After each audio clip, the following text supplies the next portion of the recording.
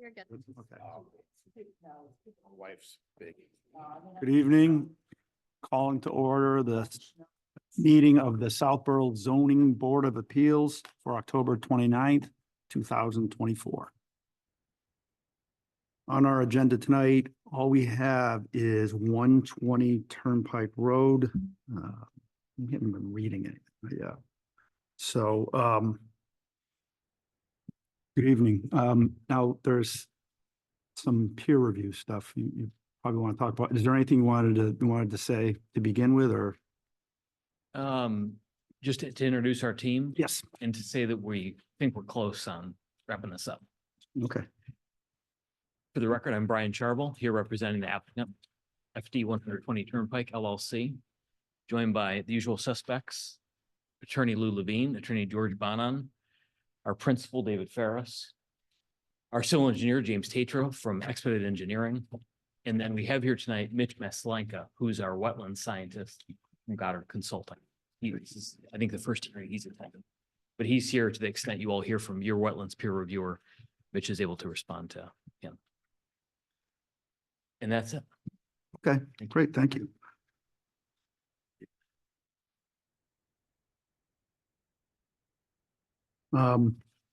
So I think one of the things I believe we ought to do is, there's been peer review work, right? That's been going on.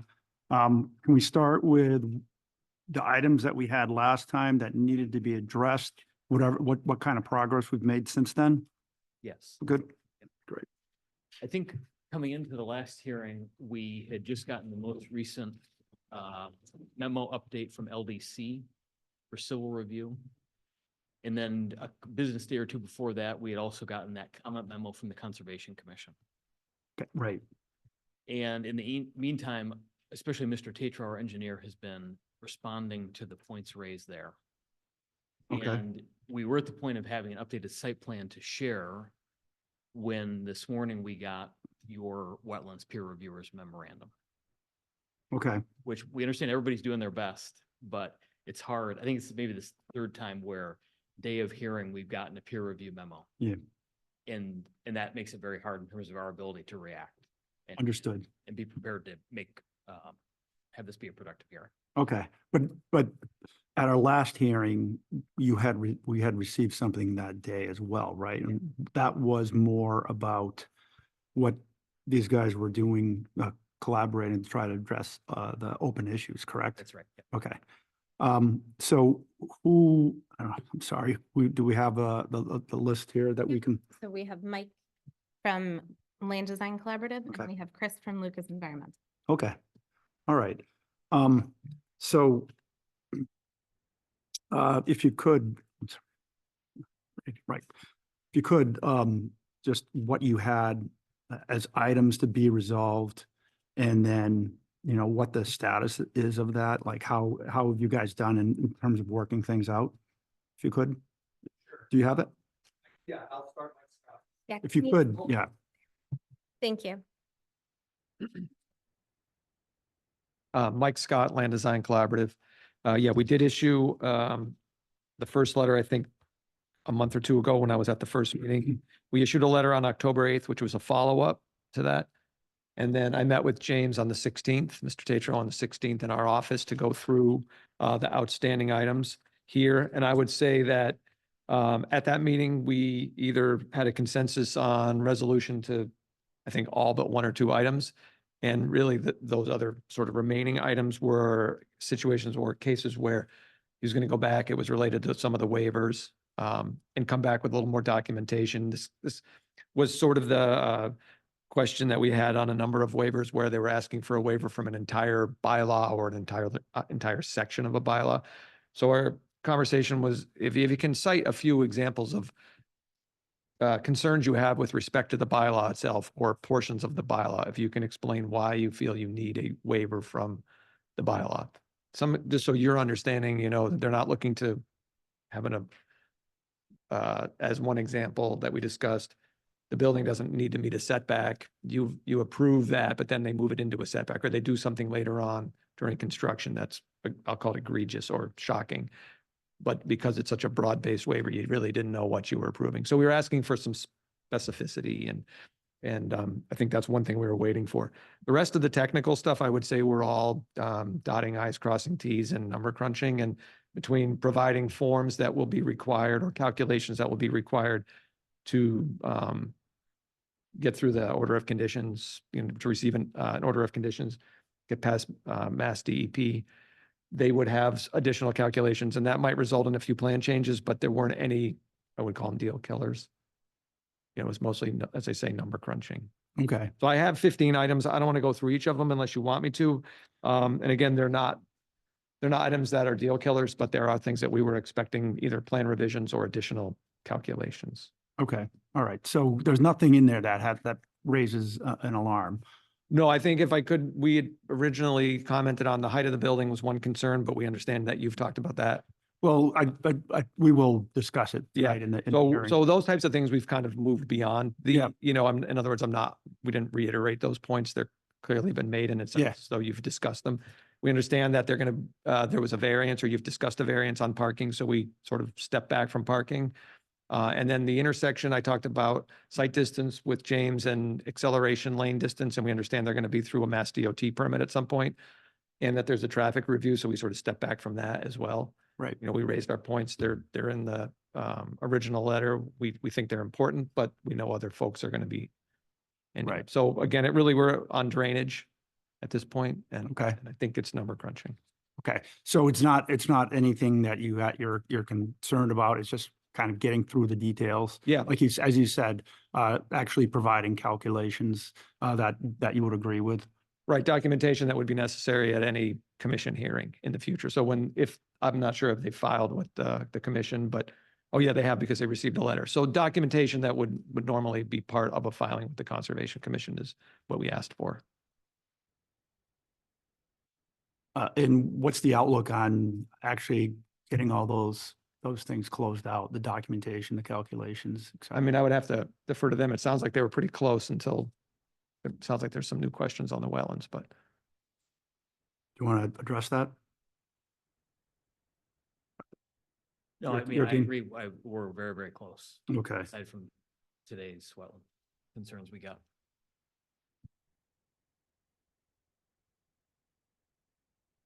okay. All right. Did you have anything else or?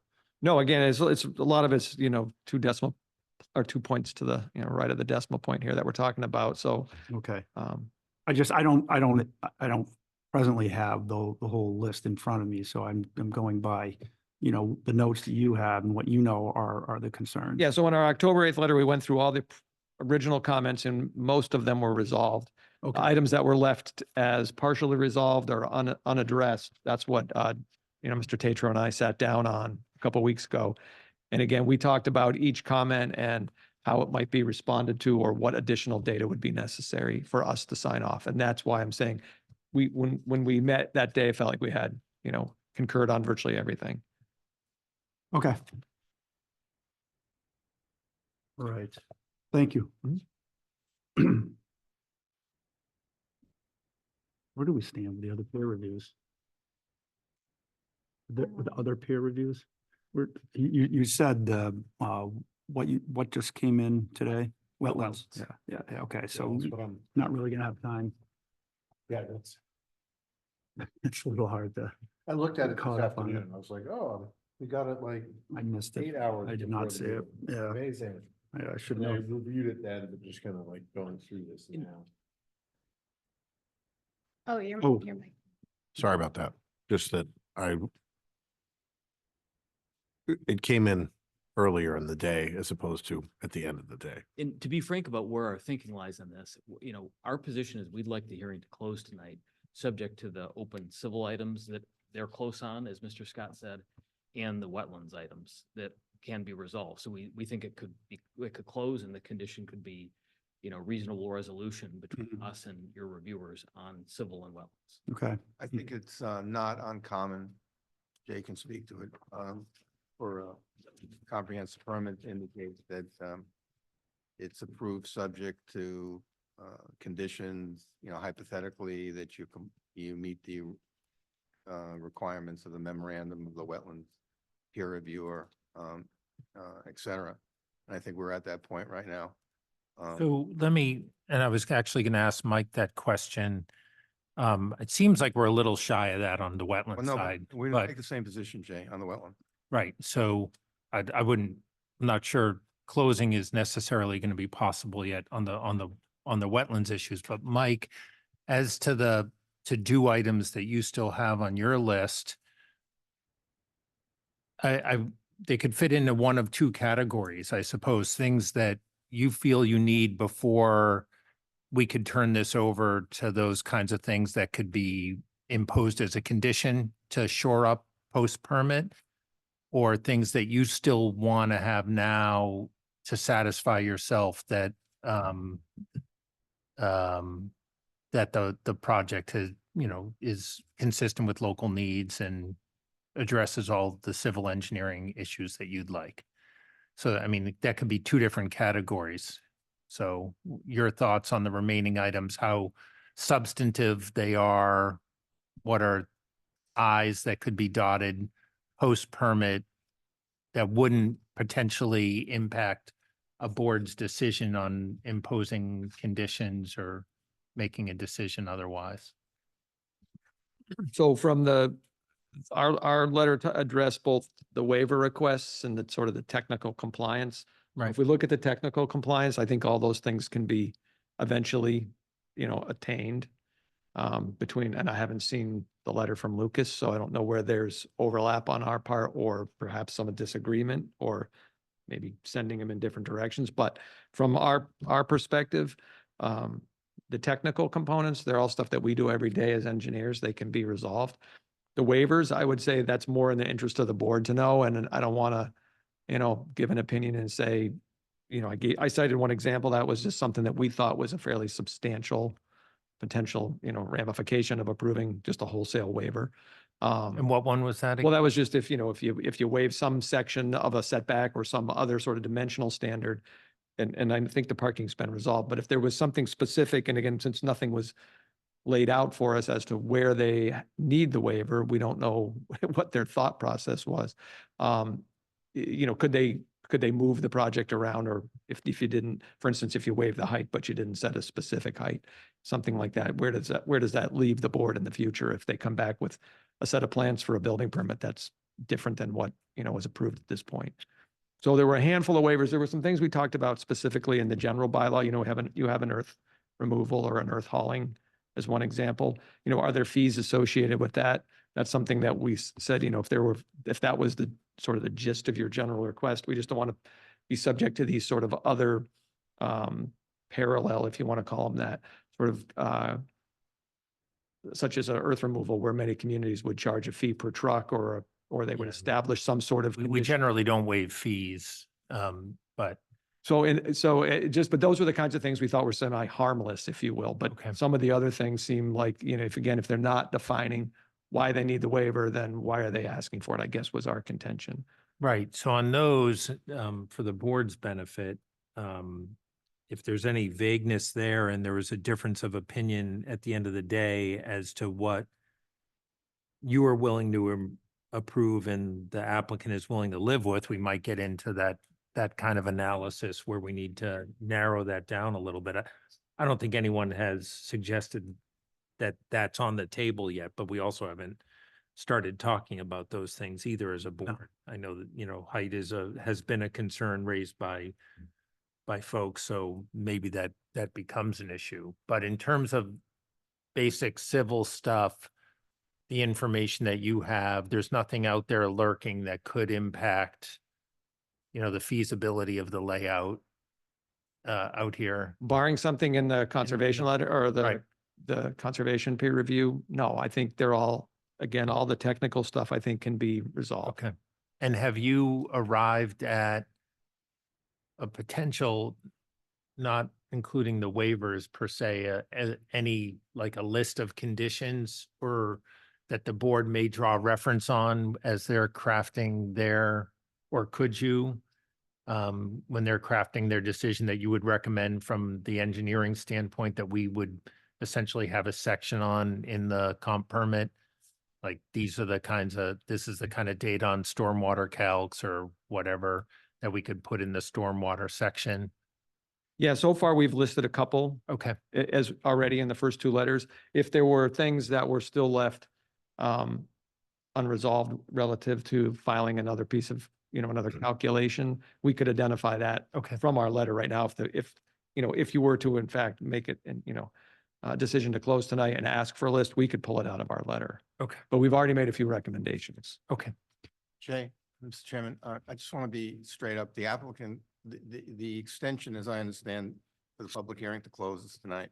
Yep. The applicant does not want to extend that.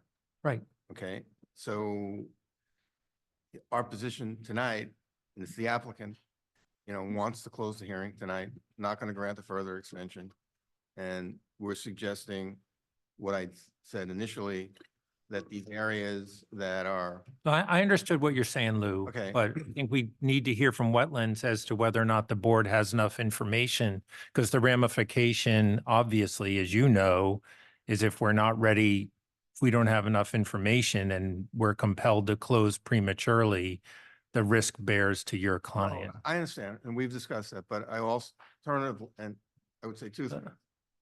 We understand that, but alternatively, we take the risk if the board issues a decision and says, you shall comply, and I'm just paraphrasing, with the memorandum. Or you shall not get an approval, and I'm not forecasting that No, either. I understand, but an alternative, well, it's the board's choice, but the board can. No, the choice would be yours as to whether or not you would extend, but what we're hearing is that you're not. And going obviously, the two alternatives, one alternative would be, the board could say, we have insufficient. We understand the The other alternative, alternative Lou. would say- No, We understand the alternatives. no, I don't think the board does. No, The we other are, alternative is the board says you should comply, in this case, with the wetlands memorandum, period.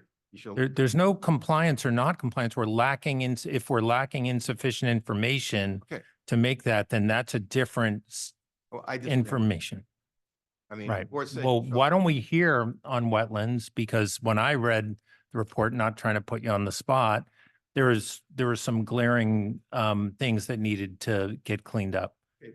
which didn't necessarily address feasibility or not. And I'm not suggesting that there are any glaring problems with the project, but the process is the process. Okay, but we have our wetlands Well- fellow here tonight. And the problem is that we had it 24 hours ago. Right. That's a two-way street. So, right, understood.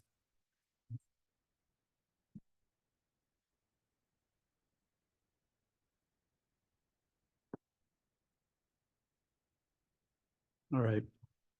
So, I mean, like I said earlier, I don't know, I haven't had a chance to see anything about with the wetlands peer review, so quite honestly, I'm not sure how we close with a peer review arriving today. I understood what you said, but No, Do we want to hear from our peer reviewer, maybe just to give his report Yes. orally too? Yeah. Yeah.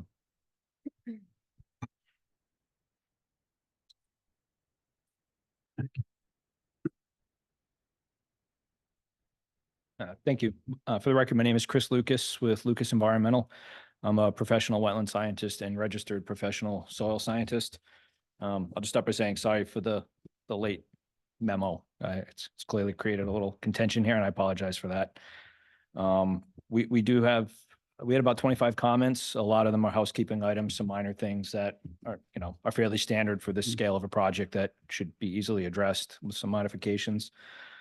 We did have some other concerns that we do think may require design modifications. I know LDC hasn't reviewed them, but based on some revisions to the wetland lines, it may require additional stormwater review by LDC, which could result in some changes. We originally, PWS from my firm was out on site in May to look at the wetland line, had some concerns with the delineation. Took some time with the applicant side. We went back out in August with Goddard Consulting. We met with, I believe it was Tom Schultz. Mitch was not available with schedules. We were trying to expedite the review. And we reviewed the line. There were some revisions agreed upon in the field. Wetland A is the wetland that's perched up high that ties to the catch basin. located west of the dog park and the leach field. There were some adjustments made to that line that were agreed and some flags were hung in the field. That wetland, bordering vegetated wetland, connects to a catch basin, which eventually connects down to additional resources down gradient. The other resource area, which is not shown on the plans, which is our concern, is the pond, which is located pretty much north and east of the existing building on the property. That large pond was delineated by Goddard Consulting as Wetland C. They hung flags 1 through 39 on that area. There were several flags missing in the field that need to be addressed. That was part of the discussion. But that pond will have a 100-foot buffer zone associated with it. So that's not shown on the plans. And that puts the building, the parking, pretty much a substantial part of this project in the buffer zone. That'll be before the Conservation Commission. Previously, before the Conservation Commission was a project in 2019, Mass DEP file number 290-1046, where that pond was approved as BVW. Goddard Consulting came in, they flagged it, identified it as BVW. Conservation Commission approved it. That order's expired, so the delineation is open for review with the NOI that's before them. Excuse me, Chris, Yes. just for the sake of me and some of the audience and anyone listening at home, if you can not use acronyms when Sure. possible. Okay. just Because like, it's really a lot of data and I'm literally just trying to keep up and being like, what is he referring to? So if No you problem. can, please don't use acronyms. No, And thank you. Not a problem. So the pond was approved as a bordering vegetated wetland. It's a jurisdictional resource area under the Wetlands Protection Act that's overseen by the Conservation Commission and Mass DEP. The file number, there was a notice of intent filed with the Conservation Commission. That pond was approved as a wetland resource area, jurisdictional under the bylaw and the Wetlands Protection Act. There's a plan on record with the Conservation Commission dated May 16th, 2019, showing that Goddard Consultants reports even indicate that wetland was flagged. There's a border report in the original application. There's one in the notice of intent. They've identified it. So we were surprised. We were expecting the September revised plans to show these resources. We were going to have to go back and review them, but at least the majority of the revisions we anticipated being on the plans. So we were surprised to not see wetland C on there, which would have given LDC opportunity to review this specifically for the stormwater.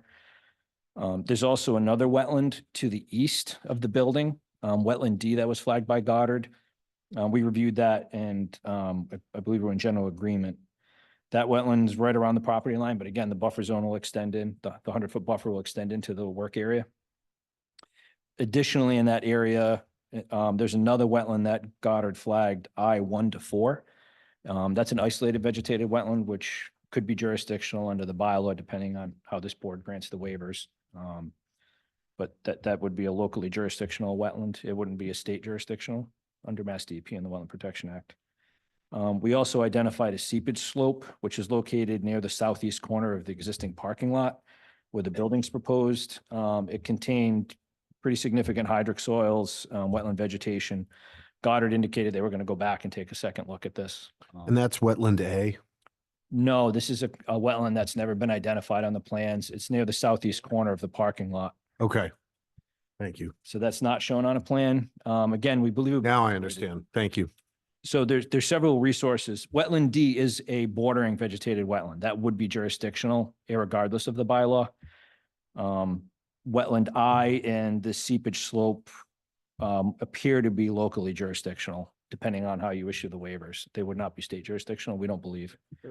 Just, Laura's gonna share Okay, the plan, so we can.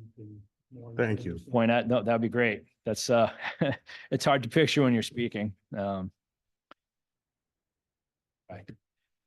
So if you want to zoom out a little bit. Yeah, that one's too tight. Show up. So you see the red line, the dot there? I've got this is wetland A. Yeah, with a hand. This is wetland A, which is a seepage that connects to a catch basin, which follows a this culvert is a hydrologic connection, which connects to another wetland down here. And So is this- that the one where the parking is in question? No, this is up on the up gradient of the Okay, slope next just to the dog trying- park. Trying to Right. remember and look at the notes as well. And then it has a 100-foot buffer zone associated with it, and we have some comments on that. This is the large pond up here, which has been identified as wetland C. Can you see the red? Okay. It doesn't always show up on the. Got it. There it is. Yeah, so that, where that hand is, Right that's, there. that's the Copy. pond that's been identified by Goddard as wetland C. Got it. And then the southeast corner of the parking lot, the existing parking lot, which is roughly here. There's a seepage slope coming down the hillside here. We believe that's an isolated feature that could be locally jurisdictional. And then over on the property line side over here, they identified wetland D and wetland I. Wetland D is state jurisdictional. So regardless of any waivers you may grant, it's still jurisdictional under the state. And then there's a small isolated wetland adjacent to that in that general area over here, which could be locally jurisdictional, but would not be state jurisdictional. We expected that to be on the plan set in September. Particularly, this ponded area will have a 100-foot buffer, which would encompass a large portion of this. And one of the concerns we have with that is they have infiltration proposed in this area. My understanding of the stormwater, and we'll defer to LDC on this when the plans are revised, is you cannot put an infiltration structure within 50 feet of a wetland. That's my understanding of it. Again, we defer to your stormwater engineer on that, but if that's the case, you could be looking at a redesign of the stormwater system in this area, which is, it's likely doable, but again, if it's not permittable under the notice of intent, then you're looking at a redesign of this. And I'm not sure how that will work with the ZBA under this permit, but we are anticipating that this could result in a substantial change to the stormwater system here. The other concern we have near wetland A, which is up on the slope here, this is a bordering vegetated wetland. The wetlands on this site have a hydrologic connection to the Sudbury Reservoir, which means they're wetlands that border on a tributary to a surface water supply area. In this case, it's Reservoir number 3 in Framingham. Title V prohibits soil absorption systems within 100 feet of a wetland of this classification. And my understanding is you have a soil absorption system here and the sand filter associated with it. So again, we would defer to LDC on this, but I don't believe this can be cited within the 100-foot buffer zone to this wetland because it's classified as an outstanding resource water. So, and again, that's similar with infiltration structures having to be set back 50 feet in areas where the wetlands are classified as outstanding resource waters. So this is it's a stormwater issue tied to the wetlands. So we're raising it as a point that this needs further review by your stormwater engineer.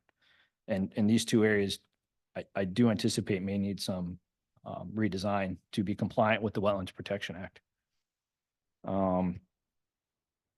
And briefly speaking with Mr. Scott prior to the hearing, we had some question about whether or not this pond was being used to attenuate stormwater. We were not clear on the application on that. If they're not using it for stormwater, it shouldn't be an issue. If they are, there's additional concerns there, which again, I'll defer to Mr. Scott on that. But I understand they Could may. you repeat that statement for me? So that if you have existing resource areas cannot be used to attenuate stormwater. Correct. We were not clear if that was being used. Okay, that's don't- what I wanted to. Right, and Sorry. so, Okay, and speaking, you can correct me if I'm wrong, but my understanding is with some additional backup, they're saying it's not being used for stormwater, but there's some additional backup that needs to be needed. So okay, if that's the case, then, we really have no further comment there on that. okay. We just wanted to make sure that was being addressed, because it's been an issue in this town on other projects, particularly before the commission. Some general comments we had, we're updating the buffer zone impacts once the wetlands were revised. I don't think that's a significant concern, but it'll need to be updated for the record, at least for the Conservation Commission. One other concern we had with wetland A, which is this wetland here being adjacent to here, this is a significant slope, steep topography. Our concern with all this regrading and work is ensuring that the hydrology to this wetland's not being altered. Plus or minus, we don't want more water getting to this wetland. We don't want less getting to it based on the existing hydrology because it could impact the wetland. So we'd want to, for Conservation Commission purposes, they would need to document that they're having no adverse effect to this wetland. you know, there is a large buffer zone area around it that's being untouched. The main concern we had was ensuring that the hydrology is not being altered in such a way that they're gonna either dry out the wetland so it's no longer functioning, or possibly create a situation where there's more water going to it, which could have adverse impacts to the wetland or the slope. Those are the major concerns we had. We have, you know, some general site plan comments about describing seating areas, adding locations of erosion control blankets and making sure they're free of plastic netting, showing construction phase stormwater basin stockpiles at construction entrance, updating the pollution prevention plan to be consistent with the NIPD's, the National Pollution Discharge Elimination System, construction general permit. That's a construction oversight issue about timing. Most of these are minor changes that are, you know, fairly easy to address. Using straw mulch instead of hay. Just hay has invasive seeds in there sometimes. Showing a connection from the building to the proposing septic leach field. One other question we had, we'd like to see, specifically with conservation when it gets there, this retaining wall. Looking at the old plan, it looks like the wetland comes right up into this area. Possibly into the wall. I'm not sure yet. We'll know once it's on the plan, is how they're going to build this wall without impacting the wetland. I mean, you've got a 6-foot-high block wall going in. They typically can be built, and it's just a matter of how much room you have there. We wanted some more detail identified to verify you're not going to impact the wetland while you're constructing it, because the erosion control line is right next to the base of the wall. So I know a lot of times you can work from up gradient and work your way in, but it's still very tight there, and it's close to the wetland. They have a snow storage area located here. Based on my experience working with the Conservation Commission, which we've been doing since 2010, they don't like snow storage right up against the wetland. So that would likely have to get relocated. DEP had several comments, technical comments, mostly on stormwater issues that will need to be addressed. And then we had several comments on the local bylaw, the main one being that everything we've discussed under the Wetland Protection Act is also applicable under the bylaw. Obviously, we would like to see all the buffer zones shown. I know this board may grant a waiver on the 20-foot, but the Conservation Commission likes to see the 20-foot, even if you're granting the waiver, just so everybody's clear on where that work is proposed. Because the application indicates. Could the you, only work. all right, you mind just clarifying that for me again? The Conservation Commission has a 20-foot no work zone where they don't want to see any work in there. Away from the wetland. From the wetland edge, correct, it's the first 20 feet. They like to see it on plans, even if the ZBA is going to grant a waiver, they'll want to see it on their plan just so they know what's going on in there. Right now, this is the only area they're indicating works within 20 feet, but obviously the area adjacent to the entire pond's within the 20-foot. And I know that's a waiver that's been requested. That waiver should be updated to reflect all the work that's occurring in the 20-foot. So, but these are, I think, fairly minor comments. It's the original ones that we do think there could be some design changes that we have some concerns about. Again, I don't think there's anything here necessarily that will prevent this project from moving forward, but we do think there's some design constraints that need to be addressed. Can I ask a couple questions? So the stormwater stuff I get, and if it causes a change and there's a ripple effect there, it seems to me like that's some important information. The Wetland Protection Act stuff, just knowing how 40B works, is going to be, you know, largely this process gives way to the Wetland Protection Act stuff, because that's going to happen at the Concom. In terms of the local bylaw, there's obviously a previously developed site. So I look at the local bylaw, which has more stringent protection over isolated wetlands and buffer zones. And your thoughts on like more qualitative impacts. Obviously in the disturbed areas, there's not a lot of buffer zone function going on. They're already disturbed. But in terms of like something like wetland A, obviously we're going to lose a whole little isolated wetland where you found the hydric soils, right? That's in the development envelope, right? It appears so, yes. Yeah. So that one will be just eradicated. So if it's performing any kind of qualitative wetland function, we're losing that. And that's something to be considered. I don't know how vital it is for this ecosystem out there, which connects to some other ecosystems out there. But in terms of buffer zone impacts, obviously the local bylaw regulates the buffer zone more stringently, and the local regulations go into that a little bit, and there's a lot of information out there about protection of buffer zones. Are there any buffer zones on this plan that are being impacted that will be losing any kind of, vital buffer zone function as delineated under the local wetland bylaw, or do you just not know because that just hasn't been addressed yet? We're just working on the delineation so far. We're still working on the delineation. The 20-foot buffer zone off the pond edge is partially disturbed where the existing parking is, but then there's also a fairly vegetated slope to the east of that, that they're building in. So there is some value to that buffer zone. The Conservation Commission has the 20-foot because this commission feels that there's no adverse effect to the wetlands if you can stay outside 20 feet. Once you get within that zone, they feel that there's more potential for adverse effects. Other commissions have different buffers based on what Sure. they've experienced, but this commission feels the 20-foot should be preserved because it will avoid adverse effects to the wetland.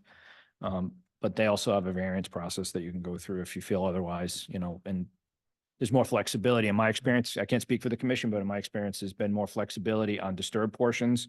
So where the parking lot's within 20 feet, you have more flexibility to redevelop versus going into a more wooded area, undisturbed area within the 20-foot. Right. Because I'm just trying to focus on the board's limited jurisdiction Right. here, which is the more stringent areas, the stuff on the Wetland Protection Act, that's going to happen at the Concom, and their review is unaffected under the Wetlands Protection Act. Here, we're sitting as the Concom only with respect to the more stringent elements of the bylaw. So that's buffer zones and isolated stuff.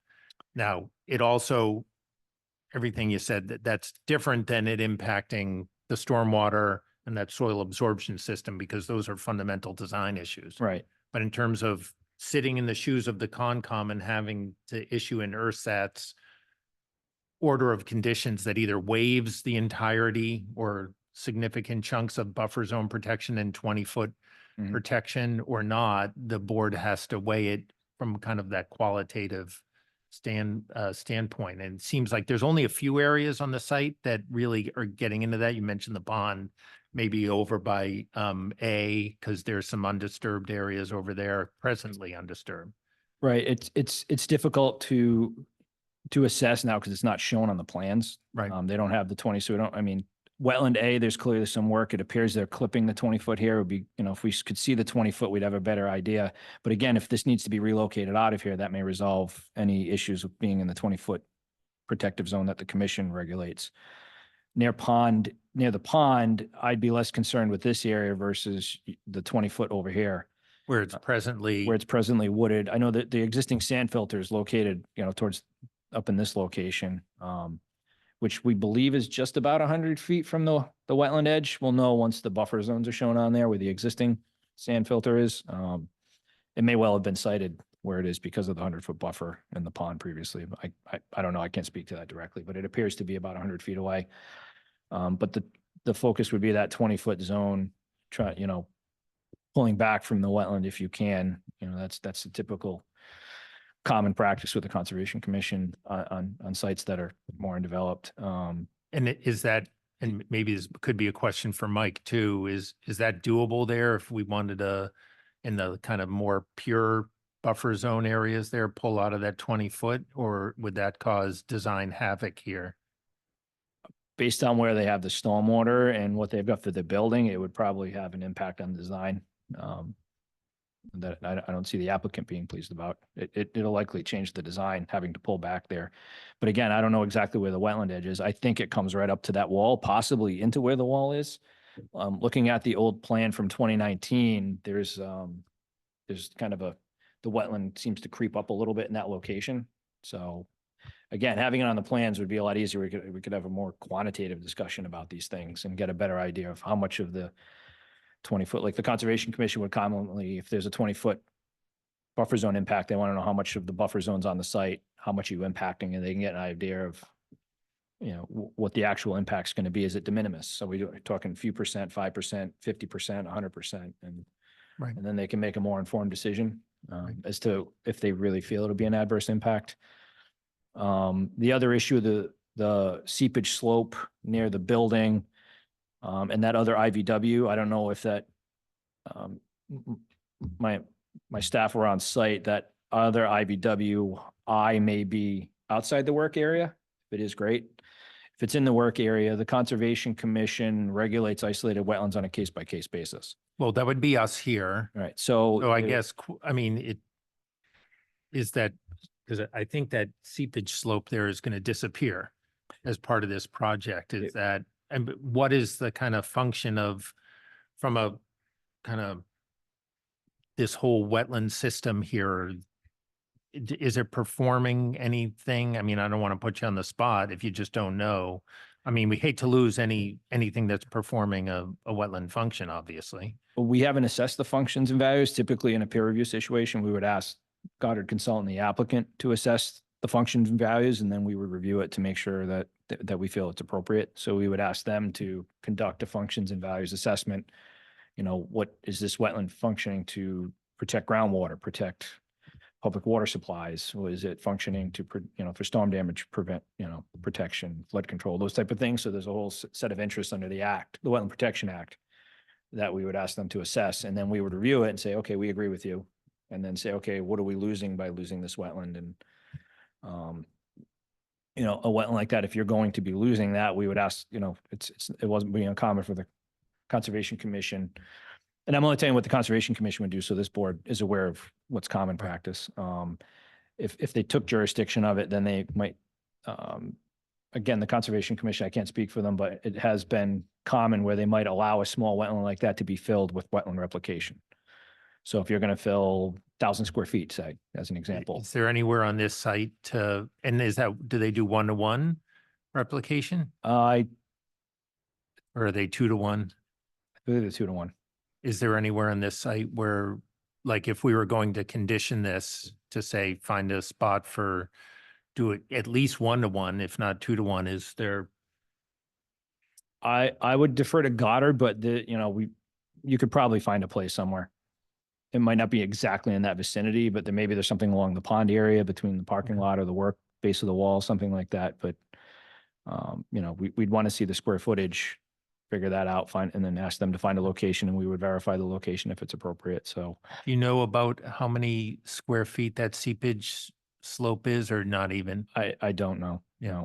We would need it on the plan. Goddard indicated they were going to go back and take a look at it, and we've been waiting for a response. We haven't seen anything.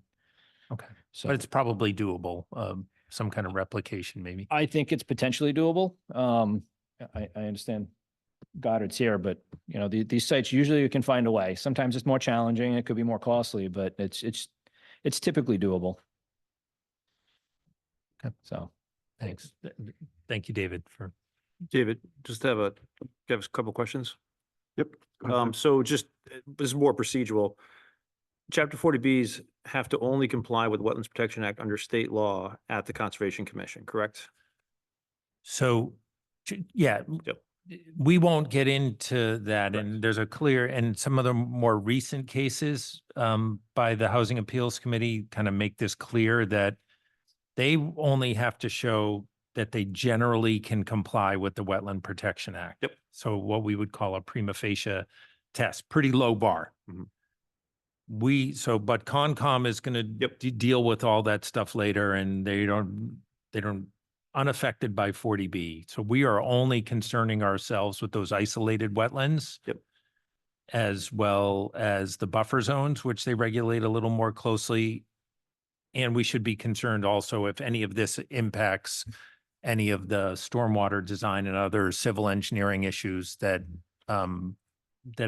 have been talked about by the civil engineering side Yep. of this. Okay. So And just more clear, so, but under the before you go, under the Wetlands Protection Act, this isolated wetland would not have jurisdiction, if it's not connected to another wetland, just for the board's clarity, just, correct. correct. I haven't seen it. My colleague did. It's a seepage. I don't believe it connects to any drainage. We would have to confirm that, but I'm fairly certain that would be isolated and would not be subject to the Wetland Protection Act. Sorry, what was the area that you said was connected to the Framingham Reservoir? the reservoir? Wetland A is connected through a drainage. That's not that, that's one on the northeast, That's on the southwest. Southwest. That's up on the hill next to the. up on the hill. Okay, all right. And- But and that's the not pond. that's not the seepage that you're talking about. No. No, Okay. there's wetland A that's wetland A Yeah, where yeah. he's pointing. The pond they flagged as wetland C, Wetland Day is the one that's gonna. correct. And the pond is connected. Wetland C is connected and wetland D, which is located to the east near the property line, is also connected. It's a bordering vegetated wetland, which would have the classification of outstanding resource water, which is connected to the Sudbury. It's connected further down, but it does connect. Wetland I, which is an isolated wetland, is not connected as well. So there's two. That's also located to the east. I'm not exactly sure where it is on this, but it's located near the property line to the east. That's isolated. And then the seepage is isolated, we believe. But the seepage was more in this area? The seepage is, I believe, There. my colleague indicated to the southeast corner where the building is proposed. So it's somewhere in this vicinity here. And then other quick questions. D is not on the property, but buffer, the 100-foot buffer zone would be within the property. The 100-foot buffer zone appears to extend into the property. We're not sure where wetland D is exactly. We believe it's near the property line. It could be Yep. on it or just adjacent to it. We're not sure until it's shown, but it's been flagged. Yep. These things have been delineated in the field. The seepage hasn't, but everything else has. So it would have been helpful having this on the plan in September. I think we'd be having a more involved discussion tonight on these issues. And just for clarity, the pond was originally, it is a man-made pond, but because of the passage of time and being after 1990, is technically now a wetland, but it is a man-made pond originally with the original development. I don't know the full history on this. Or I guess the question might be to the it- developer or the proponent as well. Just for clarity, because I mean, it looks like it's a detention pond that was built, but I get that it's BVW, so I'm not suggesting it's not, but I'm just curious, that's not an original wetland, so. We're not sure. So I know the Conservation Commission in their letter indicated that it was designed and permitted in 1983, which is well before 1996, which is the criteria for it to be jurisdictional or not. Two things we look at: that was it created in a wetland area? We don't know. We haven't done research on that. Typically, if an applicant comes before us with a commission and they're calling it BVW, we don't spend the time and money to check into the drainage. If they're saying it's wet, if they say it's not, then we'll look into it as we've done for other projects in the town. Okay. But yeah, per the Conservation Commission, it does appear that way. We haven't been asked to review that. Thank you. All set, Doug? If I may, Chris mentioned Yes. 3 things related to stormwater, so while they're still fresh in my head. There was a question about whether the pond was used for storage or for attenuation of storm flows. Does not appear that's the case from the information that's been provided. I had that conversation during our meeting with Mr. Tatro, so I think they're not looking to use that wetland area for volumetric attenuation, which would be prohibited if it were a wetland. There was a question about that Chris brought up, whether or not the recharge of stormwater could occur within 50 feet of a wetland area. I had this conversation with Mr. Tatro during our meeting. It was in our letter. DEP's policy, as we understand it, is that infiltration may not occur within 50 feet of a wetland area. We understood that the pond was a wetland. We weren't aware that there was going to be an additional area of wetland to the south or closer to the parking. So it's likely that some of the area where the porous pavers are proposed would constitute infiltration within 50 feet. Quite a bit of that area is already disturbed, so this would be considered a redevelopment type project. There are relaxations on standards in that instance. Other portions of the site are not necessarily redevelopment. The areas that are beyond the parking, I guess that's a question for the Conservation Commission to iron out. My personal opinion is it could go either way. There's clearly been disturbance. The question is whether or not that has remedied itself over time, or and it's in a naturalized state, or not. If it's not in a naturalized state, I would consider that not, I would allow for redevelopment there if it were to, in my opinion. So that's an open question. When I mentioned that these types of things could be resolved, I think that there's still room to make the drainage system work. I believe that the analysis that was done was conservative and not favorable to the applicant, if you will. They took a conservative approach relative to stormwater volume. So I think there's an ability to shrink some of what they've done and still comply. But we would need to see that, those numbers. And then the last thing I just wanted to mention was the sand filters location. We had this conversation. It's in our letter. We know that the state doesn't, the DEP regulations do not allow a sand filter within a buffer zone. There's a question about this as an ORW and whether that can be within 200 feet as well. So we're just, it was an open item. My understanding was that that was something they knew they had to discuss with the Board of Health and or the DEP as the time moved forward.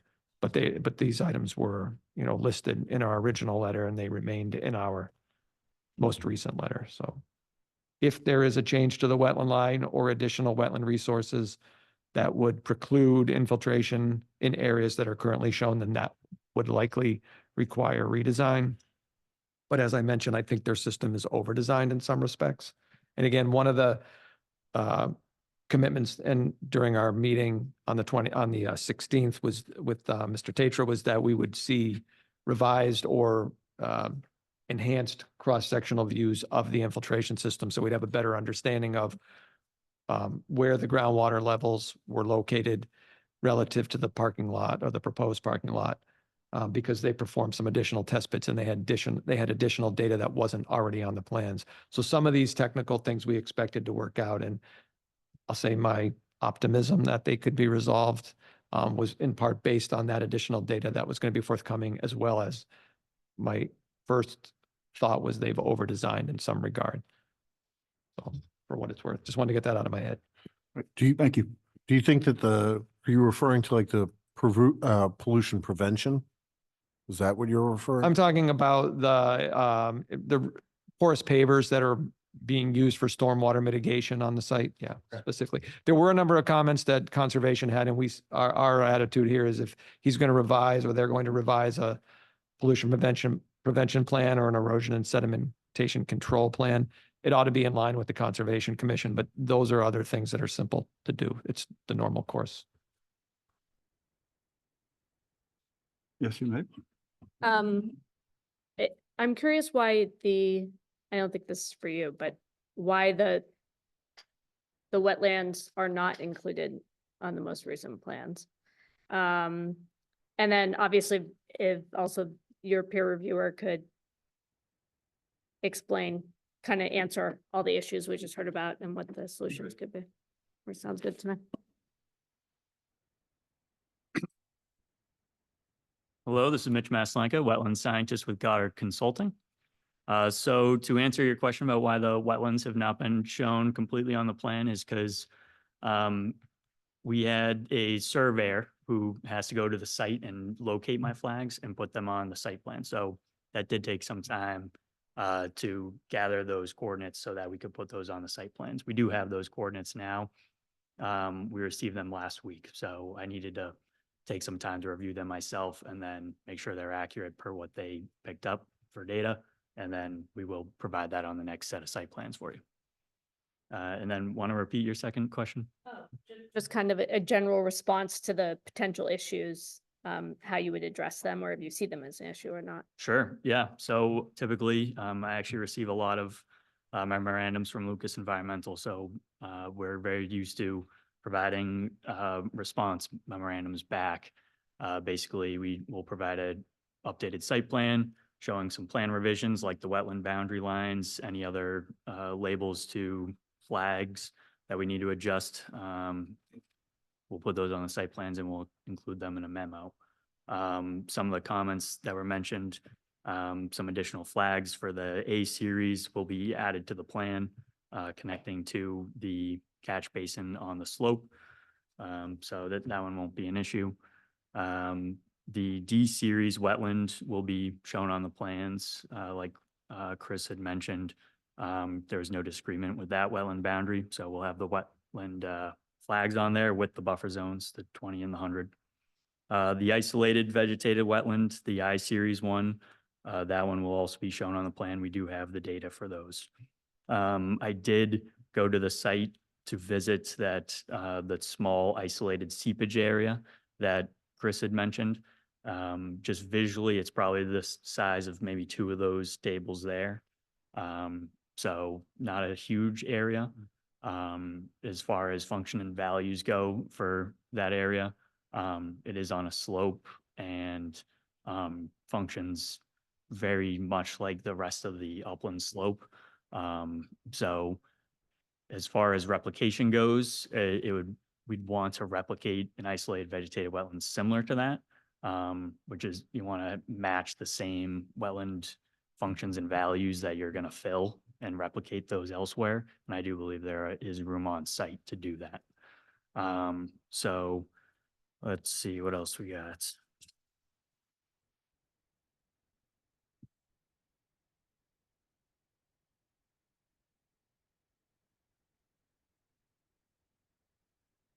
As for the ponds, so the ponds, we are collecting additional evidence that has become available over time. For those, they might actually be detention basins, designed back in 1983 when Chris alluded to them being constructed as ponds. They may actually have been detention basins used for stormwater management. And if that's the case, and they've been maintained after 1996, they've been improved after 1996, then they would still be considered stormwater systems and not a regulated resource area under the Wetlands Protection Act.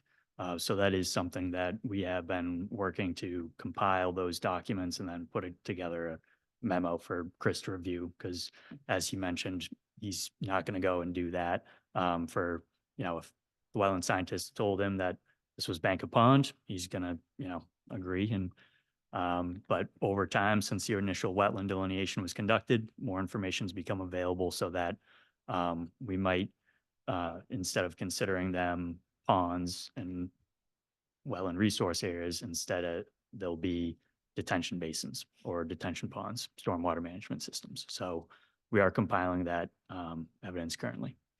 I believe that's all I can really comment on for now. I would defer other questions probably to James in terms of the stormwater, or not the stormwater, the soil absorption systems and such. I So, think I just have one more question. I'm not sure you addressed it. There was that 20-foot work buffer. Mhm. Is that something that you see as an issue, or are you just saying it's not going to be an issue?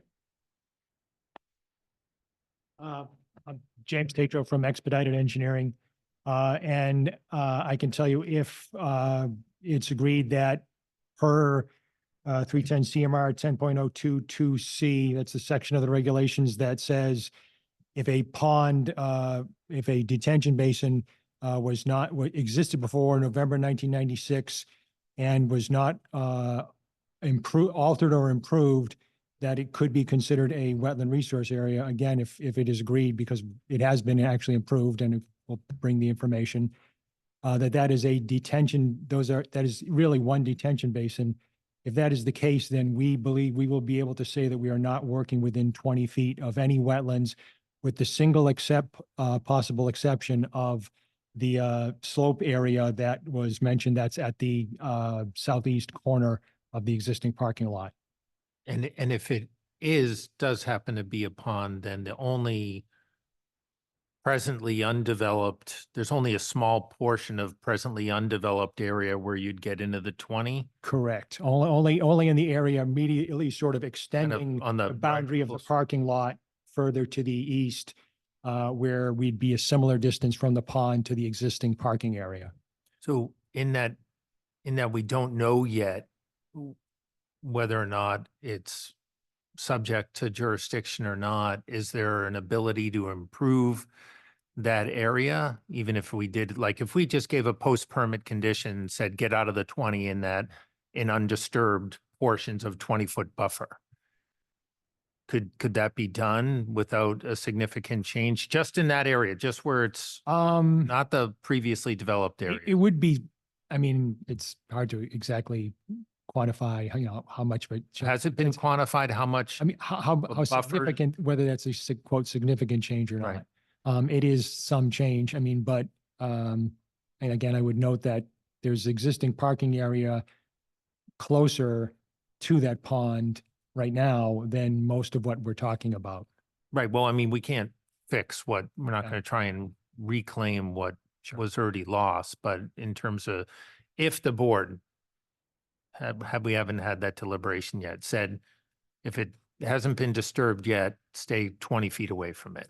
Sure, and we were already making steps toward that regard. For instance, in my meeting with Mr. Scott and his colleague Wayne Bellick at his office, they talked about moving. We had showed a discharge from the roof of the building to a point off of that. I'm going to say detention basin, and we were pushed. Could you move that away such that you already have one stone swale leading toward it? Could you bring that discharge to that same point so that there's only one intrusion, if you will, close to that pond, whatever its status is? And we had actually already done that on the plans. When do you expect to have your research done on whether it's a pond or a unregulated old detention? I think it is pretty much done because we've gone through the town's files at the Board of Health and the Building Department and looked at other things. We found the old 1983 Marlboro USGS quad map showing the stream and showing what was on site. And we've got pictures from historic aerials and other things. There were no ponds there before the construction of that development in 1984, actually. I mean, I'm just trying to avoid a situation where we're doing a whole bunch of ifs, this, Yep. then that in a complex web of conditions. I'd rather be more cut and dry. Obviously, Sure. we have a timing issue here tonight, so we're gonna have to do with whatever we can do with it. But it's hard to make those decisions while there's still some uncertainty out there on these things. Jay, if I may, can you just opine as to whether, I think you have in a general sense, can you opine as to whether it is a wetland or not? I mean, definitively? Again, before Chris and Lucas Environmental had presented their letter, we had a letter a week or so before that from the Conservation Commission, who raised that same issue. And at that time, we looked into, okay, what was the status of this? How was it created? What was there before? And again, we found, that these ponds were created apparently. First one of them in 1984, and the second, I believe, a few years later when the second building was done. And we talked with staff at Ferris Development, and looking at the regulation and the requirement that pond had to have been altered or improved. If it existed before November 1996, it had to have been altered or improved after that time to still maintain status as a detention basin. And I asked staff at Ferris, what have you guys done? And they said, well, we armored a whole bunch of the slope area because we It would thought have to have been a detention basin before 85 though, right? if it was a detention basin before 1996, and then after that time, November So 1996. so 96 is the Yeah. date. There's not a. Yeah. Okay. It's in 310. No, I'm, CMR 10. I'm, Yeah. yeah. They cited that, and I had no idea of that particular provision of the regulations. We had to look it Yeah, up. I and mean, get I'm to know familiar them. with it. I thought there was a 1985 date that was important too, but it's 96. I don't think so. Okay.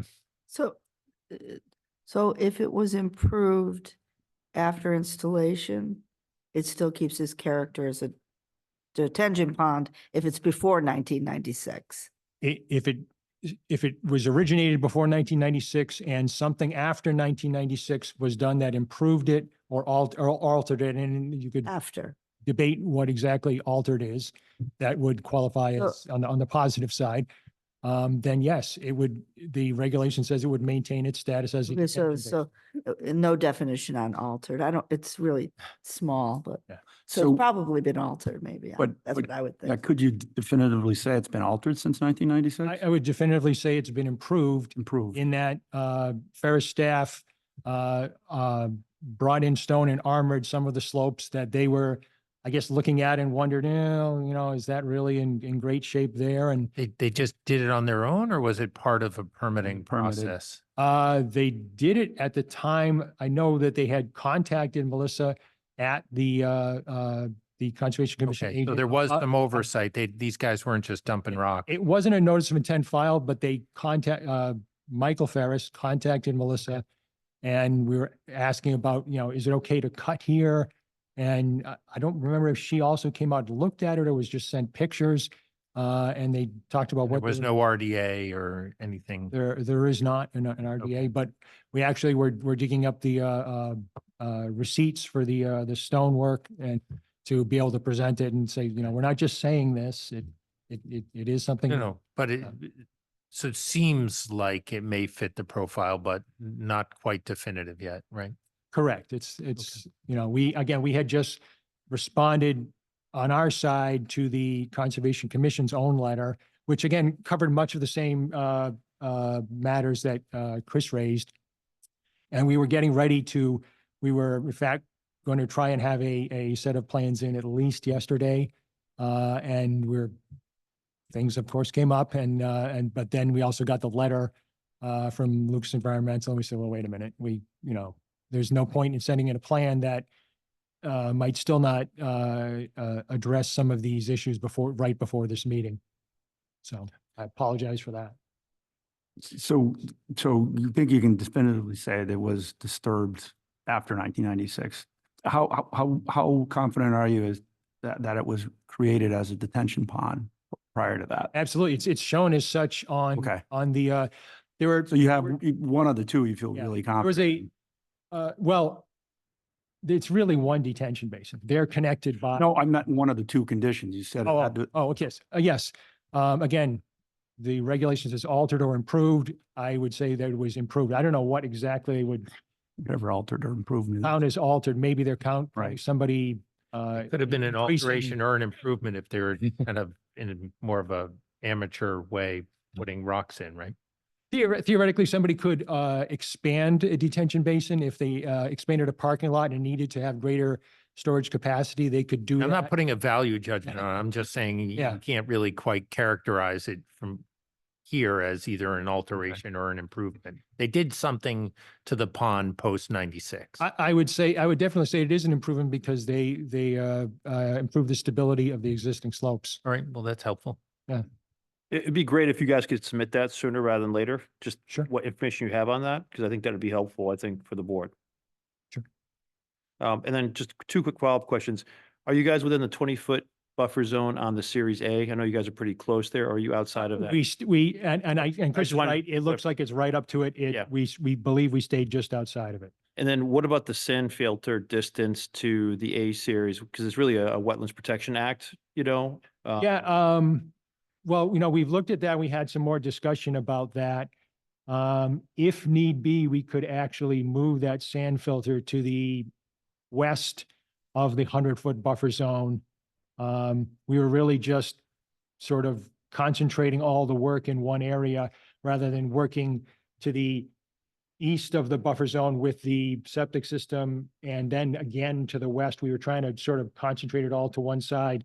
But if we could not agree that the sand filter could be placed where proposed, we could put it near the westerly property line of the site and be beyond the 100-foot buffer zone. Would we then in that instance be kind of modifying the 6.2 acres back there? We would end up, yeah, exactly. Making like a tooth out of it on that side more? Very good. You drew the inference right away.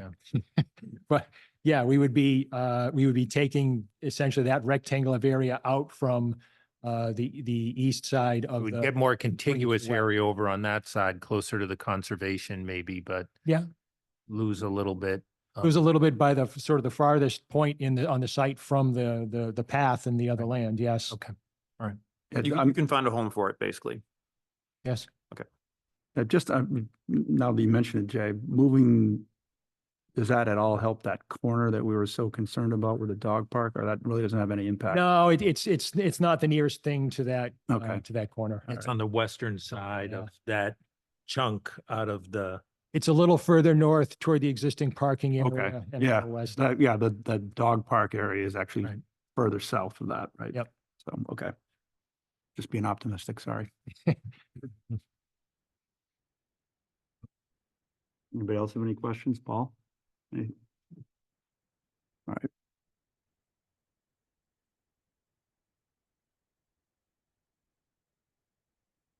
So, I don't know, Jay, your opinion, what they're asking for.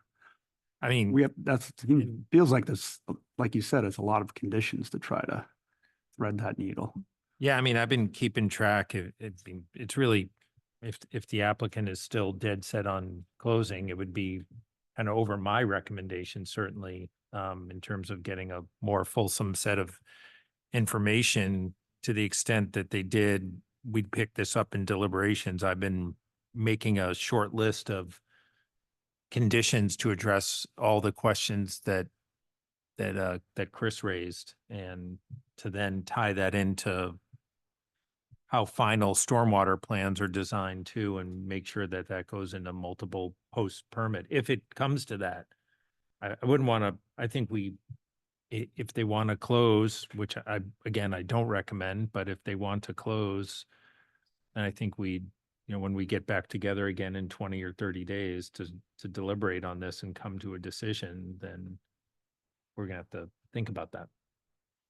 We can't take any more information, all this good information that we just heard about as to whether or not it's a pond or a detention basin, whether or not it's been altered or improved, is not something we'd be able to consider at that point. Well, what's the meeting again, 20 to 30 days? So when we close, we've got 40 days to make a decision, and then we've got 14 days following that to file the decision. I try and wrap everything up as much as I can in 40 days. So we get, at any point in time in that 40 days, we can get back together and start talking about what we think. Now, that doesn't mean there aren't other issues too that we've talked about. There's, height of building, there's the 6.2 acres, there's all kinds of other things factoring into what you may or may not decide. But if we get to an approval, there's certainly going to be a lot of conditions in this one, because there's a lot of unknowns still. From my perspective, I think Mike has been able to resolve a lot of the stormwater stuff, but the wetland side still seems. Yeah, I would agree. There seems like there's an awful lot. Yeah. So, just in the context of public meetings, by closing the meeting, that means we're not really taking any more information from the Zero. applicant. I mean, they could, But we can, you can can consult talk with to the peer. them and say, would you accept this condition, or, Yeah. but there couldn't be any more factual information coming in at all. So the delineations on the plans that might indicate where the undisturbed 20 feet is, and, those kinds of things, that isolated seepage thing that isn't that big, but still it'd be helpful to know how many square feet it is. Right. 'Cause if you just do decide to replicate it, which is pretty common and accepted practice, then, that's gonna just be part of it. So, I mean, it's all doable. It's just gets a little more complicated. Yeah. Yeah, and maybe I just want to make sure I get really clear, maybe the members of the board, on what we feel like, and I think you touched on them, the things that they're going through, either, through the Concon, or they have to comply with the Wetlands Act. Like, obviously, I mean, those things. I mean, most of the wetland issues are gonna get picked up by the Concom. Yeah. I tried to focus, and Chris was really helpful on the areas of concern that we have, Yeah. that we can regulate under the local wetland bylaw. I don't think it's worth our time, given where all the cases are, and getting into the, what the Concom's gonna get into. They've clearly made a prima facie case that this is doable. That's all they have to do. I think Okay. they're gonna have to do a bit of work, and I think I don't have a crystal ball, but my guess is the Concom's gonna require maybe some changes, and Right. that'll be maybe minor or insubstantial changes back here. But that's not atypical either. Okay. All right. Hi, David Ferris, 118 Turnpike, the applicant in the process. I just was listening and wanted to start with a couple of remarks. First, thanking the board for the constructive dialogue we've had to date. I really have enjoyed working with everybody on this board, and feel very, very strongly that it's been a very productive, good faith back and forth on all the changes. And I think one of the challenges we run into as a development company is standing behind who we are as a company and what we mean to a community. And I think this is one of these cases where we're very close with a lot of the final details that you need to be able to approve a project, but there is still some open things. And I was pretty resolute, as were the attorneys prior to the meeting, to closing it tonight. But in listening to both sides, ours and the wetland scientist, I'd like to ask the board to consider maybe a hybrid, which is like, we're trying to make a lot of goodwill deposits in the community. I think this location generically is much better received in the community than where we originally cited it. And the money that we put into redesigning this, maybe we'd have to redesign a little bit more. But if the consultants on their side and got direction from you that in the next week they could sit down with ours and get in a room and look at what really works, and we could put it out a 2-week period or something where we could get at least a little more dialogue to close the gap on some of these issues, I'd be willing to do that as an applicant. It's just, I had sort of said in an open meeting, if we're going to make this, donation, I'd really like to get it done by year end. And I don't need to get necessarily past the appeal period, because I feel like this is a good faith community that I've lived in for 50 years, but I just want certainty. And I just want to, I mean, this is what I would call our first trade together, like with the ZBA, of their pending stuff with you guys. So the last thing I want to do as an applicant is appear unreasonable and push something that's not quite ripe for decision. So what I would just say is, to the extent, either the chair or a subgroup of the committee could check in with the environmental guys to make sure this is tracking, just that, and just even if it's a email that kind of updates every couple of days where we're at and finalizing, our engineer will be readily available to do that. And Mr. Goddard's consultants, and he's a great guy and been very receptive, would be certainly willing to do that. I just would step back and say, I think, like, we all kind of knew the pond was there. Side note, I was texting the attorney saying, I actually swam in the pond. I don't know if that counts, over a lost bet at a company party out by that fire pit, which was a bad bet on my part. And honestly, I smelled for about a week after that. But in any event, no, we did get Melissa's consent and blessing, town council, when we were talking about changing some of the topography around there, because we were stocking it with trout to, like, take out some brush and limbs so kids could cast there. And that was on the My Southborough page. So it's on public record, like what we did and why we did it. And we've been doing it every year. We put about 175 pounds of brook, brown, and rainbow trout in there each year, and we invite kids to fish them out. But in any event, it is really like a stormwater basin, and we're not a JV player. We know the importance of maintaining that,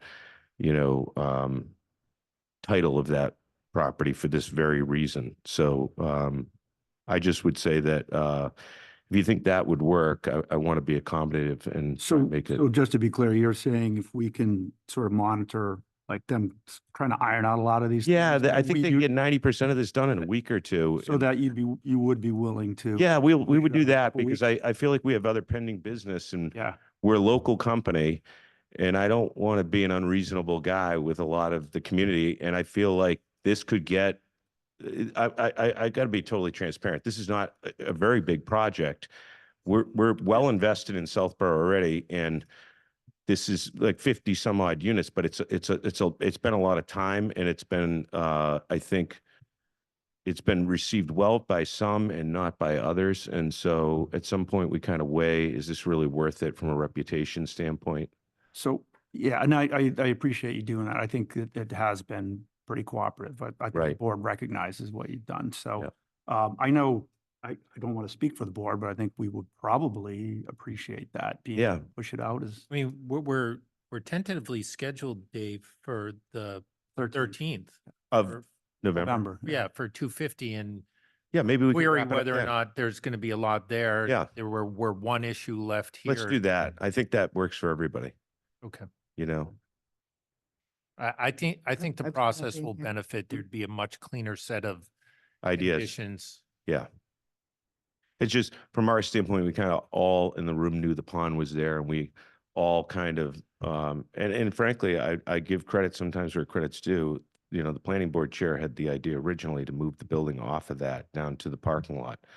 And, I thought it was a good idea. The parking garage was supposed to be there, and I think it makes a lot more sense, and it accomplishes a lot. And I just want to share one thing that I've gotten consistent feedback from friends and community members in town. And I guess I didn't fully appreciate it until we did a site walk at 352, how important elevator accessed apartments are in Southborough right now. You know, I have a young man, he's now my age, but a guy who has a disabled child who wanted to come tonight and talk about it. And I know, you know, I've heard from people like Bonnie Faniff in other meetings about the wait list at Madison Place for first floor units. And I really do think that the height, although not ideal, that was an early give that we gave on the 6 stories to 5.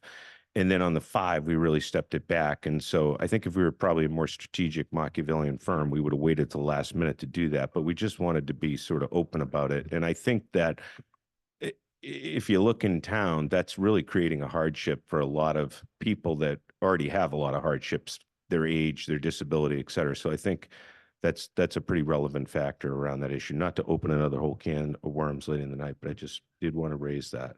Okay, Thank you. thank you. I actually gonna suggest take a 5-minute recess, you know, personal reasons. Are we okay with that? I'm okay with Right. that. 5-minute recess?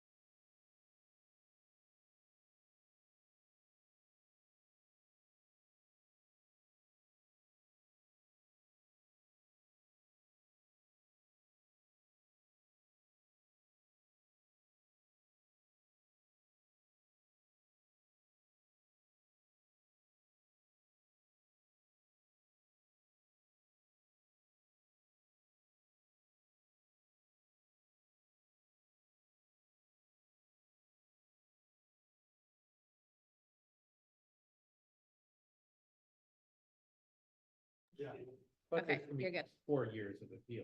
Oh, yeah, no. Okay, we're back. I don't think that matters a whole lot, but for the public record, I just want to say I'm familiar with Mr. Mislanka. He's actually my wife's first cousin's son, so I'm familiar with him. Neither of us have had much to benefit from here, other than this is his job. So just so you're aware of it. All right, Doris? I just want to say I appreciate what Mr. Ferris had to say to the board. Thank you very much. I just wanted to take a step back, and I came in to close the hearing. And I got a really positive sense that both Goddard and Lucas? Lucas, they've worked together in the past. I don't know them personally. I have no relationship whatsoever. And they gave me a very strong sense that they're going to be able to work through the problems, whether they're moving the sand filter. We've got 3 buffer zones that maybe 100 feet or 20 feet, and then we got the pond going on. So I'm not necessarily opposed to closing the hearing. That's all I have to say. So I'm not really opposed to it, but I'd like to hear from the other board members. I mean, my feeling is that to close it where we don't really have the final documentation, I would like to see it, the things that they talked about being delineated. I would really appreciate seeing them. No, I appreciate that. So I probably have one legal process question related to that. I clearly heard we can't take any more facts or findings in before the next, is it 45 days? Yeah. If we close. If we close. Yeah, should we close? If we close, we close. We're gonna have to write a condition. Say we had to write a condition. So we can't use any logistic that we receive on the site plan or anything that comes in. And in writing those conditions, it's more of a procedural question. No, so we can get additional, like, let's just say we wanted to do this tonight. We would say, hey, listen, we need this plan.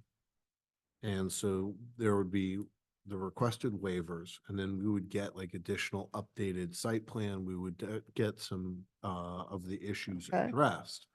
But we couldn't then go back and ask those engineers questions and say, hey, what about this or what about that? Okay, but what we That's the would get, we'd difference. get updated notes from each of the 2 engineering. companies. No, not if you close, Not if we nothing. close, we would get an updated No plan, plan. no, you wouldn't, Oh, that was nothing. my understanding that that was. The curtain comes down. Okay. Okay, so we get the site plan and we'd be on our own to read it. We wouldn't get a site plan. So it would You be, couldn't I mean, to the extent it exists in the universe, there's no, prohibition against you reviewing it, but you can't use that data or reference that data. So we can only condition on anything we want to condition on is in the facts and circumstances we have this night. Correct. All right, so that's pretty clear. Yeah. I need a plan. You think? Would be mildly helpful. okay, anybody else? The only thing I would ask, and we talked about this before, I mean, I think there still seems to be some lack of clarity on the waivers. There's still some blanket waivers. Anything you guys could do to limit that as much as possible, just to Yeah. help us, would be really appreciated. That's true. We could- Otherwise, we're gonna have to struggle, through them. Yes, and Uh, looking at it since the last meeting, we found that some of those so-called blanket waivers, we've been able to eliminate. Yeah. And so we have a redlined updated waivers list ready to submit. that if Okay. this does get continued, we will submit it. Yeah, tomorrow morning. That would be great, because again, it's gotten more and more clarity as we've gone through it, but there's still, it's just to help us, right? I mean, otherwise, I would recommend that you don't necessarily leave it to us, because it'll be torturous, I think, on our side. So more clarity is great. And I do appreciate the 2-week extension. I do think it'd be great to take the 2-week extension and just get the information. I do think we're very close on a lot of things, but I wouldn't want to necessarily go beyond that. I mean, I think we're gonna have everything we need within, at that point, we should have everything we need to at least go forward. So Mr. my Chairman, perspective. The applicant is willing to grant a 2-week extension, with the caveat that the engineers or the peer review people will be able to speak, and there'll be updates either through the chair or the secretary, but we just don't come back on the 13th. Right. Yeah, and if I can, to the professionals here, I don't want to get this stuff the day of. Like, I love you, I appreciate it, but Careful, know. I'm an engineer too. Yeah, it's just one of the, I'm an attorney, so it's like everybody hates me, but at the same time, like, you No, know. look, whatever Yeah. happened has happened. But we've- Right, we've- but that's all I'm Sorry. asking. No, I don't care about that. I'm just saying, Whatever's happened, As a- it's happened. What are you, I'm sorry, are you asking for something specifically right now, Lou? What Or I'm saying is the applicant is willing to give the Yeah, extension. if the okay, vote- If the yeah. board wants to, vote to accept it. You just want to know that they are allowed to talk to each other. Not only allow that they will, and that they will keep the Well, I mean, chairman I- or the I- secretary aware. I mean, I can't compel Chris to talk to anyone, but they certainly have the green light and are encouraged to And talk to you each mentioned other. that at the first hearing, when Yeah. we discussed it. I understand that, but that they will, and that they will keep the board on a couple of days basis aware Yeah. of what's going on. So we don't get to the next hearing and nothing really gets accomplished. I would not myself, if the board agrees, I would not have a problem, being in some of their conversations or updates if that's something they agree to. I won't be opposed to it, is all I'm saying. No, and we're all saying the same thing. So Okay, we're willing to give you the extension, board, votes to accept it. We'll give you a letter tomorrow. okay, Confirming, correct, Brian? Correct. All right, and that the peer review people will coordinate with our people. And obviously, if we let down, we let down. And if we don't let down, like Mr. Roberts indicate, then hopefully you won't see something, okay. the day of the meeting. We would have been a lot further on the meeting tonight had we had, So would we. Yeah. and everybody would. But So- still, really, if everyone could, like, not even 2 days, it's a lot to absorb. Yeah, it's a lot to absorb. And then we have the different committees. We appreciate your Yeah. understanding. Yeah, So can the board consider that? I think we will consider, but before, I just would like to say, there are a couple of things that we've sort of been not discussing that I do want to bring up tonight. Okay, I'm not, No, go ahead. I'm just saying, let's get through some of these other things, and then I think we're in agreement that we want to do that generally.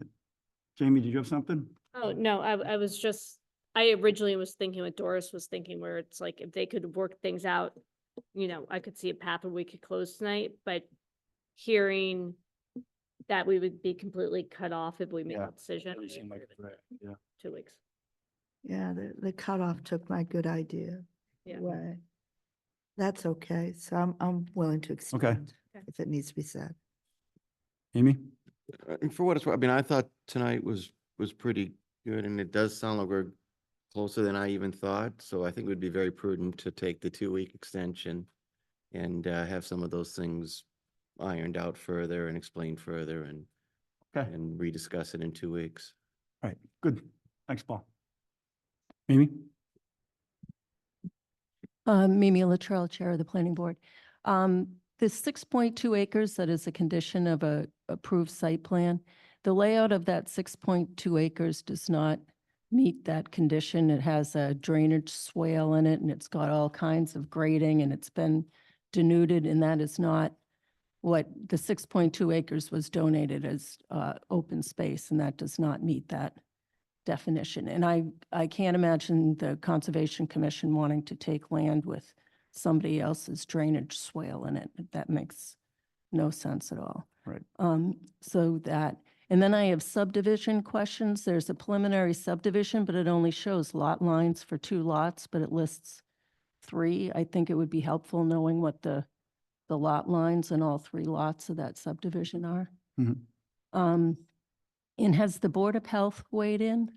Because per statute, the Board of Health, you shall take the conditions or the recommendations of a Board of Health for a subdivision. So I don't know if they've weighed in or not. And the last question, I think it was the last meeting, the proponent said they had spoken with the superintendent of schools, and either the bus will be at Route 9 or it will come down that access way. But if it's on Route 9, there's no sidewalk. So how are kids going to get down to Route 9 to pick up the bus? That was my other question. I thought it was addressed in our last meeting that you had talked to the superintendent. And there will be front door school bus service at the Okay. 40B building. yeah, that's what I thought. Yeah, that's what I think. So Yeah. maybe if you just could repeat that, Mammy didn't hear you, I don't think. Oh, to the building. That's not what was said, I don't think.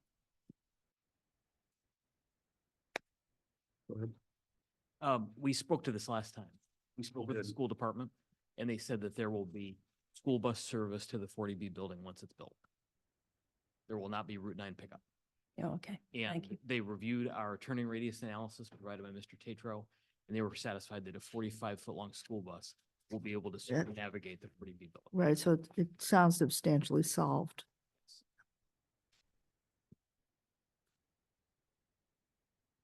Thank you. Joyce Greenleaf, Chair of the Stewardship Committee. And as you know, the Stewardship Committee is responsible for managing Breakneck Hill Conservation Land, which abuts the proposed development.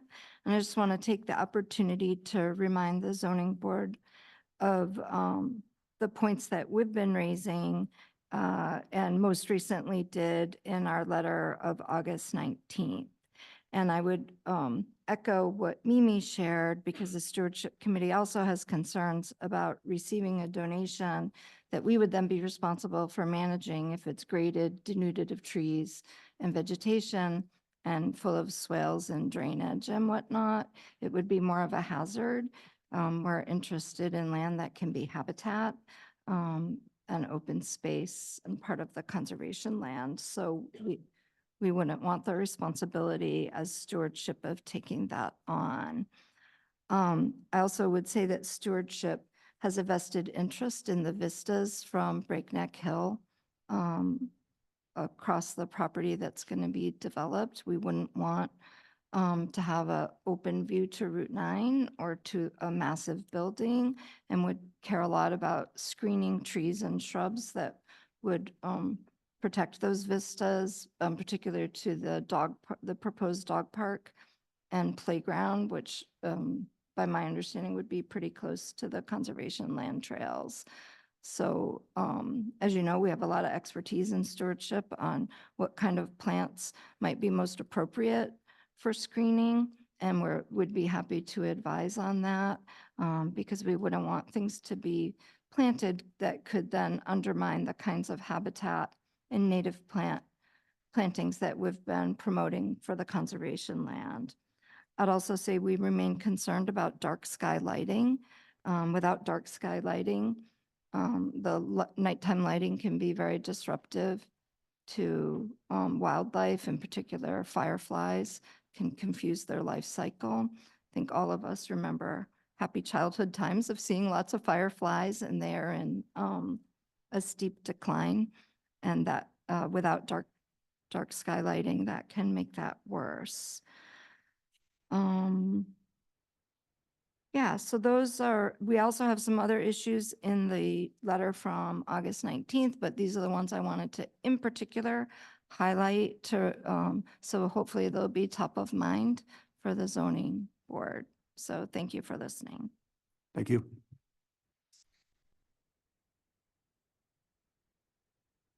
Mr. Chairman, James Tatro from Expedited Engineering again. I just wanted to touch on the Board of Health issue that Mimi raised. And early on in this process, we consulted with the Board of Health agent and asked what they wanted for information for their board. I'd say it was like about a month back, we spoke again, and he asked if I would give him at least at that point, a draft version of the plans that he could introduce it to his board and have them get up to speed on what this sort of thing was. Obviously, it's any system over 2,000 gallons is a pressure dose system. It's not just the standard system that everybody has in their backyard in town. And so he's had that for a couple of weeks now, and we've agreed that, if any objections he has, please send them along to me. I don't think they've objected to any aspect of it yet. It's pretty straightforward, such as it is, but we have had conversations with them for a while now. Okay, thank you. Okay, so there's been several meetings where people have touched on the building height, and to be fair, you've gone from 6 down to 5. We talked about it being setback, but as I mentioned previously, we know we have to talk about this at some point. So I don't know if you have anything you wanted to just say about why it needs to be 5 to work in this spot. Yep. Forgive me, because it's going to sound like a broken record, but I'd love to recap our position. Sure. That's okay. This hearing opened on December 13th of 2023. And you may remember me saying that I was pleased to introduce the Alexandra, which we felt was the perfect building in the perfect location. And by perfect location, we still feel this is very unique because it has no residential abutters, is essentially surrounded by office buildings and then open woods and a greenhouse. And that's unique compared to other applications before you this time, other applications that have recently been concluded. So it's a unique site. For many months, you know, the discussion was about it being on the hill and the importance of the conservation land that was promised by a prior owner of the property in 2019. And so we went through that period in late winter, really into early summer, where the building was redesigned to come off the hill. And that was to preserve the conservation land. And with that, it went from sort of a shorter apartment building to one that's slightly taller. And that was to preserve the unit yield of 60 units. You guys know it better than anybody. The town, according to the last SHI, is 77 units short of being in safe harbor under Chapter 40B.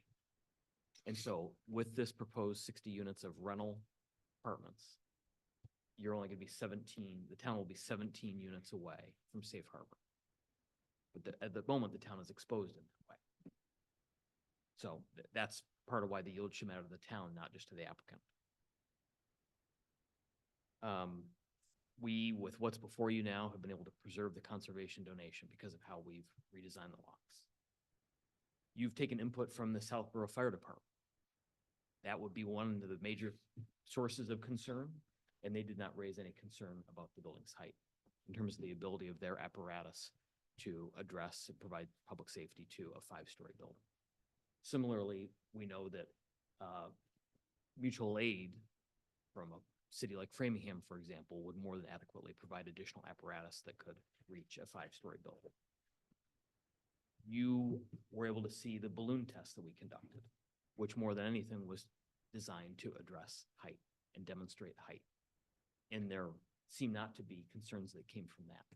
You saw, like we kind of said from the beginning, or once the building was lowered down to the existing parking lot, about how the 5-story building is shielded because of the office buildings that are in the foreground between Reservoir or Route 9 and where this building will be. And then the meeting a couple weeks ago, you heard from our architect, Monty French, who walked you through his really thoughtful design about making 5 stories work architecturally and more than that, visually. So yes, it may be a 5-story building, but it's designed not to look as large. And a big function of that, more than anything, was the penthouse, which you'll remember is not the full length width of the other floors, but is brought in, again, to reduce the massing, Monty would say, that you're seeing, and also, you know, the materials used on the side of the building. So we think the applicant has done really all that it can to still achieve the yield, but really minimize 5-story building as much as it can in this location. Thank you. All right. I'd actually be interested in how our board members feel. I've thought about this a lot, and I actually pretty much agree with everything that he just said. I know the town, you know, people hear 5-story building and they get freaked out, and I personally, and I think this board is, if we approve this, would not be saying go build 5-story buildings everywhere in Southborough. It's cool now. But I do think the location of this particular building, after seeing the balloon test, for me, that the fact that the ingress and egress is off of Route 9 and not affecting smaller streets around it, like we have with some other developments, affecting like Flag and Deerfoot and such. I do think it's a good spot to put a building, if we can work all the other details out that we've already discussed. And to me, the 5 stories is not going to be a deal breaker on my end. Like I said, that doesn't mean, oh, great, let's get 100 more applications of 5-story buildings. I don't want to set that precedent. I think this is a unique spot where the 5 stories would work. That's how I feel about it. Thank you. Doris? Just to say something from a different angle. The applicant has been progressively working through the application. And I know from the onset that there was a concern in the town to bring it up to 5 stories. It's in a good location. I'm in agreement on that, but I do consider the conservation land a neighbor. We absolutely need to meet the minimum requirement. But as we've gone through the process, we've collectively kicked the can, or in my opinion, kicked the can on having this discussion we're having right now. So we've never really forced a design change, and maybe in the future, I'm going to look at being more progressive about addressing another, you should have never gone to 5, you had to go to 4. 4 would have been a no-brainer in my mind, but architecturally it's set back. I did go out to the balloon test. I'd like it to be 4. We need the units. The land, very generous, on what I thought was not even required by the current landowner to give that land to the town. So it's not an obstacle for me. The height's just not, at this point, it's not gonna be an obstacle for me, because maybe I think I should have been more proactive in seeking a design months ago, because it's, if I were re-engineering at the rate that you're re-engineering, I'd get frustrated. And we need the housing. And you're not, from the front side, you're not going to see it, but with real sensitivity for conservation, I use that land all the time to walk it, sight lines, screening. I'll be looking at that pretty closely. Thank you. Doug? So I would agree. I mean, again, we need to get to safe harbor. There are much worse sites in Southborough that could be much more impactful. And I would not want to condition and lose a whole story of units at this point, from my perspective. I don't agree with Doris. I mean, I could live with slightly less parking and have the building be 4 stories and grow, but that ship may have sailed, unless the applicant's willing to do that. And that was brought up by Paul Carter at 1.2 as well. So it's not, that has been brought up by the public too, as well. I did walk Breakneck Hill during the balloon test. We use that a lot, Breakneck Hill.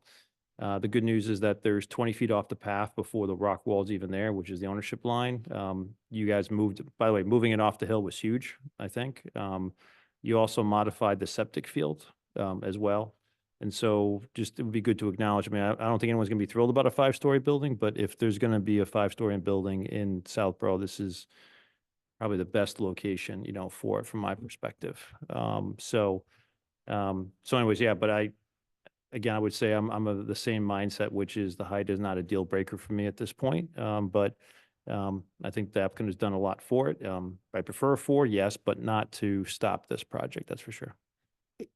When you go to the site with the downgrade on the slope, you get a little bit of a 4-story feel, and then bringing in the penthouses. Yeah.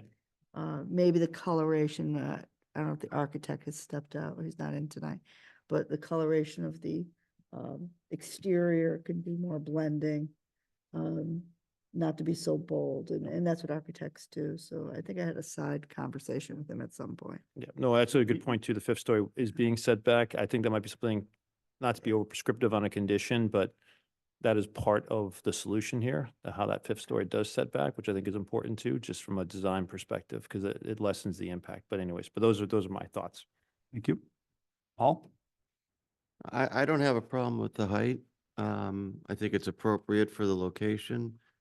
I'm actually surprised that the applicant, I understand the economics of things, and I'm surprised the applicant didn't request more density or has agreed to as little density as as where we're at right now.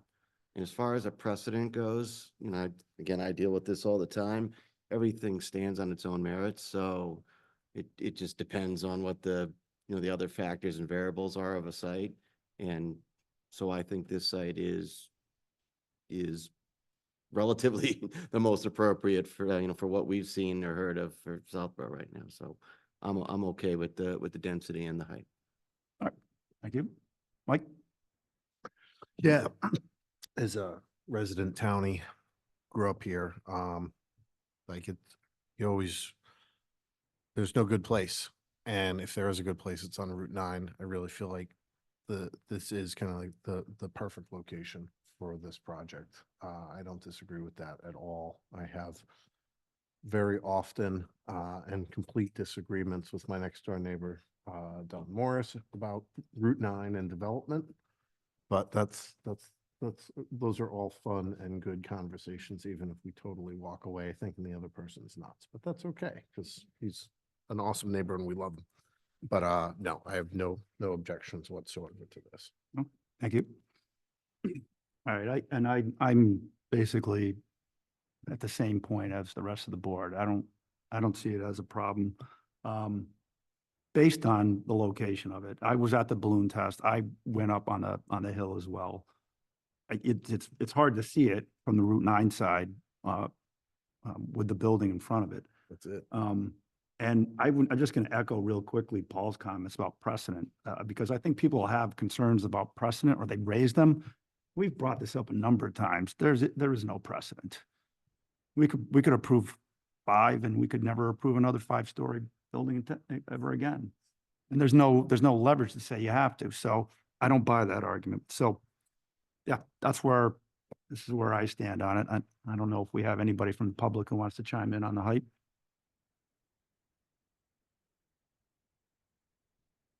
I have no hands raised on Zoom. No hands raised. Okay. So there were 2 things that I asked Mr. Tellerman to look into a little bit further after last meeting for this meeting tonight. One of them is on the subdivision plan. Jay, your opinion on that? Because it's been brought up a number of times saying you got to have one. You have an opinion on the ZBA having the authority here, so I'll let you speak to that. Well, we definitely do need a subdivision. So we definitely do need a subdivision plan. So I think pretty simple, just what the board is going to endorse ultimately here, I think is pretty important that we get that in the record. Should be pretty routine. The question of whether or not a zoning board has the authority to act as the planning board or any other entity in the subdivision process has been resolved for 40 years. In 1974, the Mahoney versus Board of Appeals of Winchester case went before the Supreme Judicial Court, and the court underscored, this is just 5 years after 40B came in, and said, no, you absolutely have that authority. There's been other challenges since using different theories. None of those have prevailed. So there's a number of Housing Appeals Committee cases and trial court cases that have tested that, and with some other arguments, and they have not prevailed. And there are dozens and dozens of Housing Appeals Committee cases that have underscored the authority of the board to act as the planning board in issuing subdivisions. There's another subdivision issue here too, and I think we spoke about this at the first time we were here, at probably the second time we were here, and every time since, and I've offered some opinions on that. To put a fine point on it, that second issue is, can we use the subdivision process, which this board has the authority, and cleave off, so to speak, a lot that will be used for 40B, leaving a different lot, the office park lot, and so we're essentially making changes to that lot. And it's a really interesting question, because there is some logic to the notion, like, how can you use 40B to change another lot that is not part of the 40B process? And I've opined that, based on Mahoney and some other cases, that the board can do that. The only thing they could not do is grant any waivers with respect to the office park lot. They can't use 40B to help that lot if the division created a new nonconformity over there. And in fact, this process did result in some squeezing of the parking there, and the applicant duly noted, I think, or acknowledged that 40B couldn't be a cure to that, and they applied for a variance. In the case of Taylor Cove versus the Andover Zoning Board of Appeals, and it's a 2009 case, the Housing Appeals Committee addressed this issue where you could, in that case, they weren't creating a new subdivision, which we know the board can do. They were modifying an existing one where rights and lots already existed by changing that subdivision to allow a 40B to happen on one of its lots, thereby essentially affecting all of the other lots. And there were many lots in that one. And the Housing Appeals Committee said quite clearly that the board could, and that the modification, even though it could impact those lots, that didn't mean it wasn't within the authority of the zoning board acting as the planning board to issue that modification. In other words, if the planning board could issue that modification, potentially the zoning board can too, even if there are other lots shown on that plan that are affected by it. And they underscored the premise, no one is being deprived of process here, the right to appeal, the right to participate. So that was an additional kind of set of circumstances that the Housing Appeals Committee addressed. There aren't a ton of cases on this issue, but when you piece together all of the various cases, including this Taylor Cove case, which I think was even more significantly affecting a potential rights of others to do it. In fact, the folks who were opposed to it in that case were suggesting that it would mar or have an impact on the title to all of those other properties, or raise questions of what we call infectious invalidity, where you do something under zoning that impacts negatively from a zoning perspective other lots. And the Housing Appeals Committee, even though they're not the final voice on this case wasn't further appealed, but they would be a voice here that I have to be responsive to. So they said, and I think it's quite right, and Mike could probably comment on this too, and it's more his field than mine, that this isn't causing any jeopardy to the title they here, same person owns both properties, so they're going into it eyes wide open. But if they weren't, let's say there was another lot that was affected here, that we were doing another office lot that was affected, we're not impacting their title, the marketability of their title either. So all told, it's an awkward thing. I don't think the framers of Chapter 40B ever thought that these kind of nuances would get litigated, but they have been litigated. And it, both on kind of the policy perspective under 40B, love it or hate it. And it's not awesome sometimes to work with if you're a municipality. Clearly, it touches everything we're doing here. We find support for in the 40B statute. So I hope that's helpful. There was an additional question as to how we could create a lot here. I think potentially 2 lots that don't have any frontage on a way. Yeah, that was the other thing I wanted to ask you. That's the zoning waiver part. So that has nothing to do with subdivision per se. That has to do with us being able to waive frontage requirements under zoning. So it's kind of a part of it. They're connected, but we can do that. Waive it right down to 0. Right, and that's really the bottom line. We Would have the authority to waive it Yes, down to 0, yeah. yes. Okay, thank you.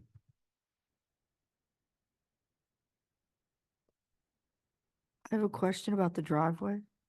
In your opinion on this, Attorney Tollerman? There was feedback in the last meeting, probably in the meeting before. We have the authority to waive, but excuse me if I'm incorrect, but Meme, I think it is, had said that we cannot waive it under Mass General Law. Am I saying that correctly? We cannot waive frontage to 0? No, but I mean, that's exactly what I asked Jay to address. So you said we can, You 100% can 100% can.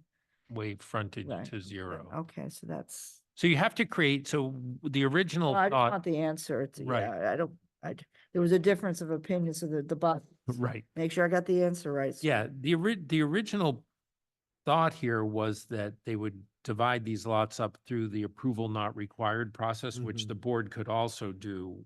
But the statute there requires, we can't waive statutes, we can only waive bylaws. The statute there requires I see. Okay. 20 feet of frontage for every lot created through an approval not required. So what the applicant did in that instance is said, well, we'll just do it through subdivision control, which the board has authority over, where even if there was a local requirement in the regulations or otherwise to conform, to have conforming lots, this whole process, the 40B process, gives you relief from that, or it gives you the ability to give relief from that. Okay. Thank you for doing that. Yeah, thanks for clarifying. Yeah, it's Very clear much. as mud. I mean, I've been Mud dealing is with this clear. statute for The mud's not clear. like 28, 29 years, and there's always new issues that arise. It is probably in need of some amount of overhaul. Okay. So who owns the road? It's not a road, it's a driveway. Who owns the driveway? Well, I mean, I think there's going to be, I'm assuming there's going to be cross easements to use the Yeah, 'cause property that's how we discussed easements, so Right. we saw through easements.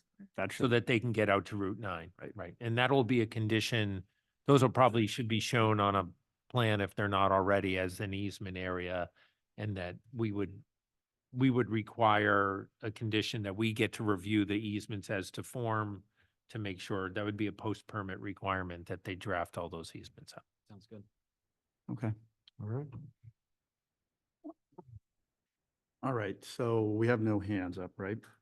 So let's get back to what you wanted to raise, which is we're to continue to November 13th, because we already have something scheduled then. But we also, we need to get something in writing on this, don't we, for the extension? They stated that they'd get that over to Laura tomorrow. I Okay, did. okay, Excuse me. all right. Okay, so I don't know why I don't remember this every time. Did we vote on that? You should, We should. you should, you absolutely should. Yes, okay, Paul knows. So this. I'll make a motion to extend the public hearing to the 13th of I'll second it. All right. Motion to November. continue I got lost track of what month we're in. motion to continue the meeting to November 13th, 2024 has been made and seconded. All in favor, respond with aye, opposed nay. Paul, unfortunately, you're Mullins out of this. Mulligan. Doug? Aye. Jamie? I'll say aye, but I may not be here depending on my schedule. Okay. So. Doris? Aye. Mike? Aye. Williams? Aye. Right, thank you. Thank you, everyone. All right. So we have on the agenda for tonight, all we have the meeting minutes for 2 meetings, Did you right? just 2 minutes, right? Yeah, I had some very minor things in there that I wish I had sent them to you before now, because now I'm gonna. be Lou. Thanks, Lou. Thank you. Oh, Smiley smiles. See you, Mimi. I'll see you on the 4th That's a long meeting. for the ADU. Yeah. I'm gonna be at that symposium tomorrow, so. I'm working on 4 different towns as well. So like Holliston, Hopkinton, so Franklin. I gotta get through the end of the month for just my business, but literally I was reviewing the revisions today. David, I have to go to late. So Laura sent me those. So. That's it. Okay, I know we have. we're taking a 3-minute break.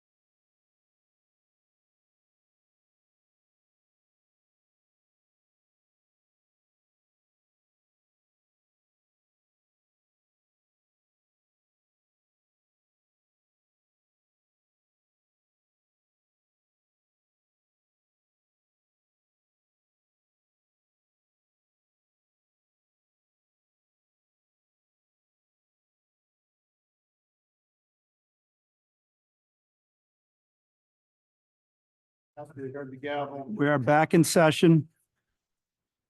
I think. So our agenda items, the first ones are, we have two separate meetings with minutes we need to approve of tonight.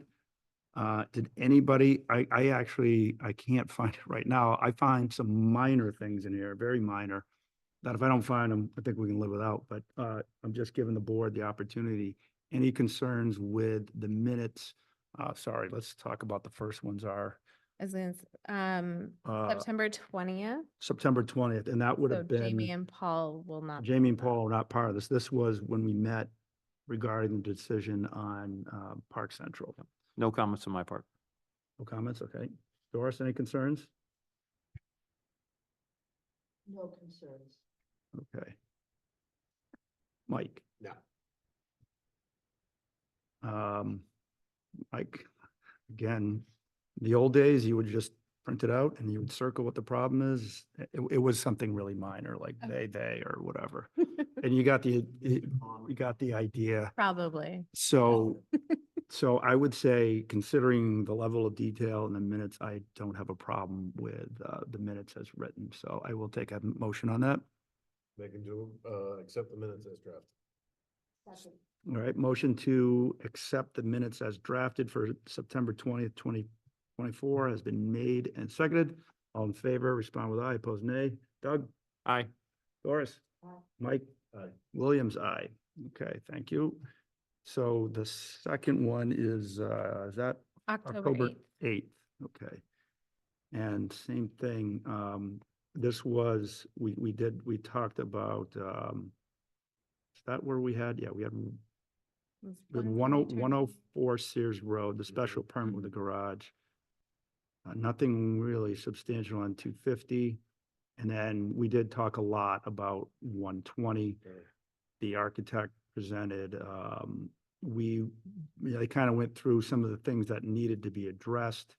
It was actually, I mean, some of the stuff is still, to me, kind of fresh from tonight. Again, I had no concerns with the minutes as written, but looking for the board to weigh in. Doug? No concerns. Jamie? Doris? Mike? No. All right, I had none either. Again, maybe something really just so minor. So we'll take a motion on the minutes for October 8th, 2024. Second.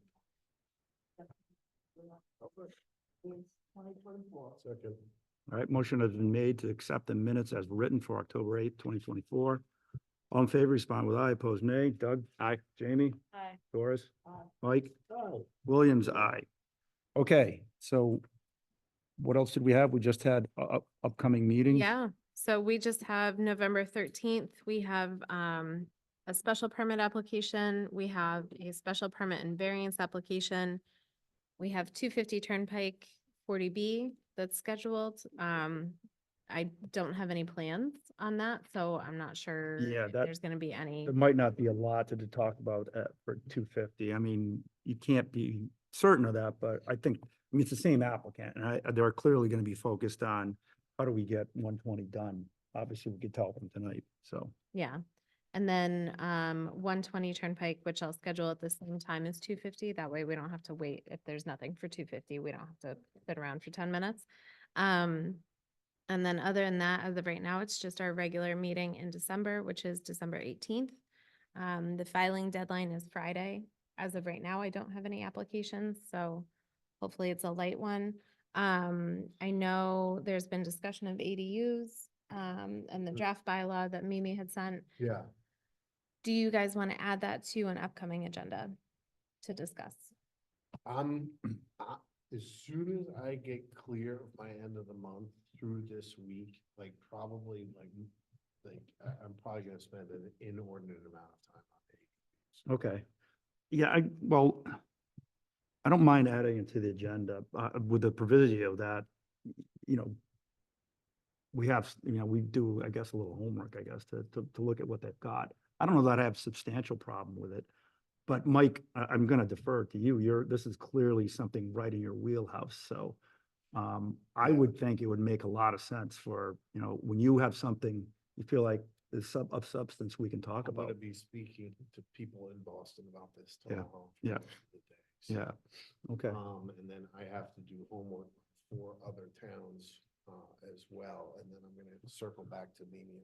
So I'll give you guys. Yeah. It's worth me writing up a report. What I've already started to do is amend some and make some comments to Mimi's, amendment requests. And so I'm Okay. gonna work on tightening the show. Yeah, and I know that makes our agenda a little bit full, but the problem with this language is you've got to get it ready for town meeting, and there's already kind of a shrinking window. That's just it. The three of us were at the planning board meeting, and, you know, they talked about schedules, so unfortunately, we I don't was have, really we impressed. don't have a that lot they of got luxury. the Amendment change over so quickly. Like, I was happy to see that. Yeah. I give feedback, Oh, microphone. I, Sorry. I gave the feedback to Laura, You're- but you're- Mike Diggin, Going on? Yeah. I have provided feedback to Laura for what Mimi's memo. Mimi's memo was very preliminary, easy, short. But I did give some feedback based on how she treated it. I kind of kept it at that level, but we would probably want a lot more detail. Okay. Mike. And then, so I'll add it, David, if it's okay with you, I'll just add it as like an update item Yeah. for November. And Yeah. then, I know Mike is going to the planning board meeting on Monday. Is anybody else interested in going? Cause I just need to know if I need to post. What an is agenda. There- Monday, the 4th. It's part two of like the same AD meeting that we went to last time. That's on Monday. If I do, I need the remote. I can get that online though. I'm probably gonna chime in I'll remotely probably. down in Florida. I Okay. think I'll show up. All right, so I'll post an agenda just to be Definitely safe. post it. That way. we're Yeah, covered. because Yeah. I can get a link right off the main website. Oh, yeah. Yeah. Mhm. And then if you don't have a quorum, just let me know. And Right. I just have to update the town clerk, so. Okay, Okay, I gotta that's it. Put that on That's all my, I've got. that's it? but That's that's it. at 6:30, Okay. right? Yes. All right. Not- We'd never be able to get. I know. Is it go God. time? Paul, we Go need you every Go time, you come Paul. here. I'd like to make a motion to adjourn this meeting. Second. Oh, motion to adjourn the meeting has been made and seconded. All in favor, respond with aye. Opposed, nay. Paul? Aye. Doug? Aye. Jamie? Aye. Doris? Aye. Mike? Aye. And Williams, aye. Thank you very much. That adjourns the meeting.